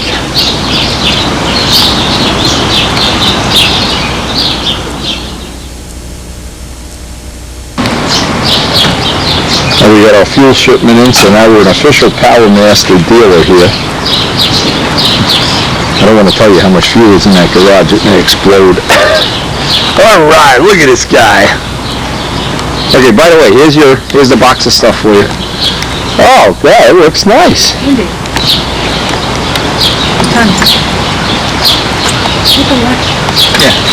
it's 10%. That's all. This one is all Brodak dope. No substitutes. Okay, no nothing. We don't say that word. We say other brands. So it looks like you've been buffing. Yeah, he wants. Let me see that rose. Is that from my garden? Oh, yes. Oh, look at my wife brought me a rose. She thinks I'm gonna buff her car out No, I tonight. didn't bring you a rose. Forget it. All right, this looks beautiful. Yeah. Yeah.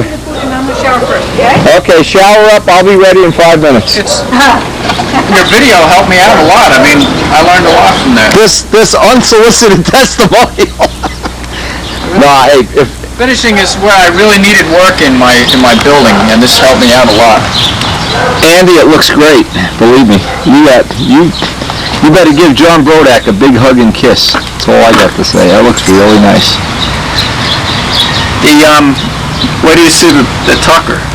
You got the tucker almost finished too? Yeah, the tucker's ready to buff. But How long did it take you to buff this out? took me, I took my time. It took 3 days. 3 days? Wet You should sanded it. come and say you could come do mine for 3 days. I didn't even get one panel done in 3 days. Wet sanded it with 1200 and then buffed it. Yeah, it has a nice look. Hey, it's got a nice look to it. It's gonna look nice in the air. 45 complete with the engine and The everything. engine and muffler and everything? Yeah. Tip weight. Yeah, that'll be good. You gonna fly it this Saturday? Yeah.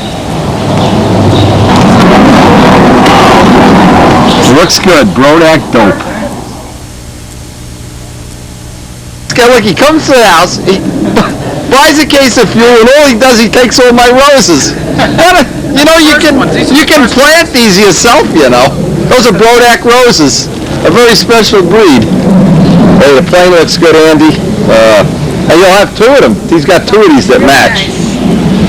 Don't step, you're dropping stuff on his plane. In today's mail, I got some really nice, well, a really complimentary, nice letter from Will Huben. And what he sent me was a whole page. I guess these are done on some real high quality paper. I know he's into photography and high quality printing, but these are various nose arts. This one I like with Donald Duck on a P-38. Anyway, and there was another real interesting, here's another one here, from Will Huben. Neat stuff to keep in the file. And I'll pass this on to Joe, of course. I also got a copy of, I guess this is the Cleveland newsletter. And lo and behold, look what's on the cover. Hey, now tell me that isn't cool. Nice looking Brodak Cardinal at Jerry Phelps' home on April 20th. Anyway, there was a nice plane. Hey, go Windy Nats if you fly that boy. Anyway, real nice stuff. I'm looking at the newsletter here. Hey, kind of a cool newsletter. Look at this Brodak Cardinal. Hey, Paul Watts, his new Brodak Ready K&B 40 powered Cardinal. That's what it look. Nice trim job, nice paint work. That's the way to do it, guys. Anyway, appreciate the another one. What are they having a fire sale on Cardinals out there? Anyway, check this out. Cardinals over there. And of course our man, the man, Jerry Phelps, winner of the first Brodak Invitational. His wife Mary and him comprise one of the nicest dynamic duos in the world of stunt. You're okay, and to rub it in, I'll show you what kind of guy Jerry is. He's the kind of guy, when he gets one up on you, then it's rub it in. He sends me pictures of this deck he made in his backyard, this elaborate deck, knowing that I was laying bricks on a brick patio, sweating my chops off while he was relaxing, drinking iced tea and seltzer and everything. Anyway, Jerry, we love you. We're looking forward to seeing you at Brodak. Say hello to Mary. And thanks, Will. If you remember, if you've been with us for a long time as one of the subscribers over the years, one of our favorite people is Leroy Black. He built this Spitfire. I know he's built more than one. This one in particular I really like. Anyway, we've exchanged papers and videos and drawings and I don't even know, pizza pies and whatever. But when I opened today's mail, I almost had a heart attack when I saw what he sent me. And I mean, this, in all my years of doing this is the #1 just shocking thing that's ever happened to me. Leroy, you caught me completely off guard. This was enclosed was a really nice letter from Leroy. Well, look what this is. I mean, anybody that's a real engine collector I know out there, they'll know exactly. This is an Anderson Spitfire. I don't think it's ever been run. It's number 179. I mean, I don't do ignition. I don't even know how to get this started. I'll have to ask George Overich maybe he'll tell me just leave it in the box and hug and kiss it. But I'm going to make some kind of a display for this in my shop. I'm certainly not going to take it out and crash it. But having looked at it, look at this. Now just talk about neat things. Look at the spark advance on this. It's got, I know, for instance, Banjock, does Banjock do ignition? Look at this. John Risk would know all about the intricacies of this. The workmanship is absolutely first class. Look at the casting work. I'm afraid, the only problem is I'm afraid to run it since it was given to me as a gift. Anyway, the neat thing is, Leroy's from Arizona, of course. And the neat thing is, we're going to see him out in Brodax, and I'm going to definitely have to either buy him a pizza pie or drop kick him or something embarrassing. Get even with him for this gift. Leroy, I can't tell you, I am shocked. Nobody has ever surprised me more than that. I think the only one that comes close is when John Brodak gave me that giant Spitfire RC scale kit. I am shocked. Leroy, thank you very much, and I'm glad you're enjoying your Spitfire and enjoying our friendship. Now, as if Joe Adamusco and I weren't going Mustang crazy enough. Today, in the mail, Gerald Champ sent these drawings, and I'm going to pass these on to Joe over the weekend, of this almost scale Mustang. Let's just take a real quick look at it. Now, Gerald does some beautiful drafting work, so look at this piece of artwork. Well, now, I'll tell you, and he's got two versions. One, of course, is the more traditional type, very traditional. The other one is the dihedral version, 1-inch of dihedral. Both of them, oh, jeez. Joe, I have to tell you, when you see these, line them up, take a look at them. We're going Mustang crazy already. This one looks real. Now, he was worried about, one of the things he was worried about was the controls. One of the things we've managed to locate little prototypes of, and I don't know if we're going to be able to use them, is little universal joints that they use in model cars. Now, having two steel, and they would have to be steel so they could be brazed, of course, universal joints would let, and this was one of Gerald's main concerns, would allow the hinge lines to sweep forward and the dihedral up both at the same time. But again, wouldn't this make, now Joe Adamusco has done a real detailed study of how many square inches forward of the CG and behind the CG, and he's real convinced that this wouldn't be a whole lot different stunt-wise than our Spitfires are, and obviously we're just thrilled to death the way these Spitfires fly. We just keep building them. Anyway, Jer, I know you're gonna, hey, I hope you get a GMA 60 too. This, we've kind of thought about the possibility of a rear exhaust engine and having our own carbon fiber muffler in this area. Starting next week, we already have mandrels back. We already have a big part of the tooling back from Jimmy. We already have several prototypes started, but that certainly would be no big deal, and just have it exit right out here, or maybe flow into some kind of a little outlet area. Again, we're going to be looking at that, but I can guarantee you one thing for sure, that plane will have a GMA 60. Mine will anyway. And Joe, I hope you will be joining us, I hope. But we have that part, I hope, worked out to our satisfaction with the universal joints. And we're going to be molding up 4 1/4 inch. Well, we already have some molded. What am I talking about? We already have one here. We already threw it out, nothing. We already have a whole slew of these already in the mold. Not demolded yet. Some demolded, some with the bushings put in. But we also have the one we made, this little prototype, but we're going to have to make a little bit meter mold, but this one is ultra light, and it has, see, the reason I haven't even dressed it, it's got a molding floor there, but we're going to make a few of these up, take them out of the mold, hook them to a 2x4 or a car engine or something, and see if we can break them. I don't think I was eating ice cream here last night, do you? And we've made several variations of both of these molds. These are all prototypes. None of these are going in planes yet until we get some self-destruct tests done.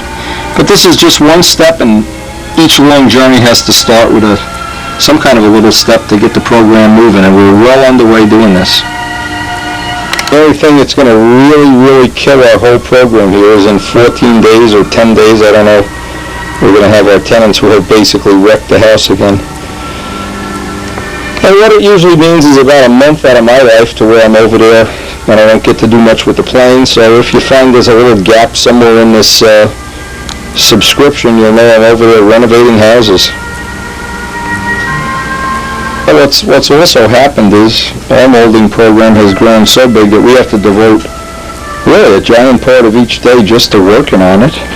We've been able to use this carbon fiber rack for doing multiple pieces.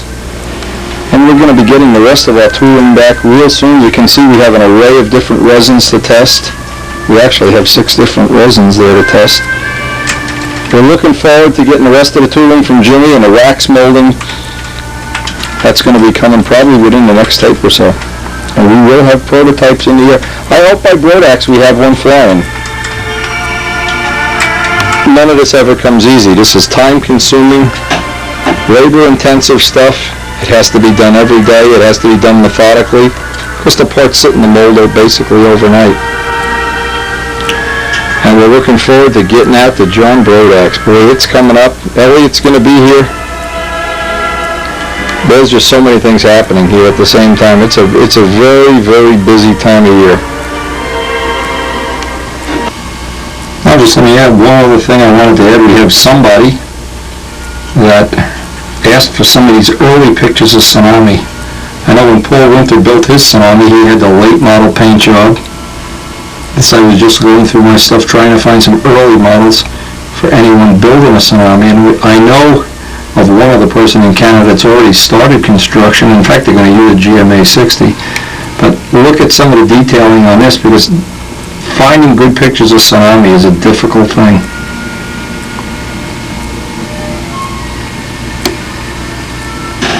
Now, Ken Clapson, and you're the one that wanted these pictures up there in Canada building up the Tsunami. But anyway, a really interesting story. Tsunami was on the cover of one of the Air Race magazines, and believe it or not, in the background, I wish I had the magazine right here. Joe Latamusco was on the cover of the magazine. He was at that Reno race. He was standing by Tsunami, and he's not in this picture. I've been looking at some of the other pictures I have of Tsunami. I think I'll send a copy of this video up to Ken, give him a little inspiration. Get that GMA 60 run in, baby.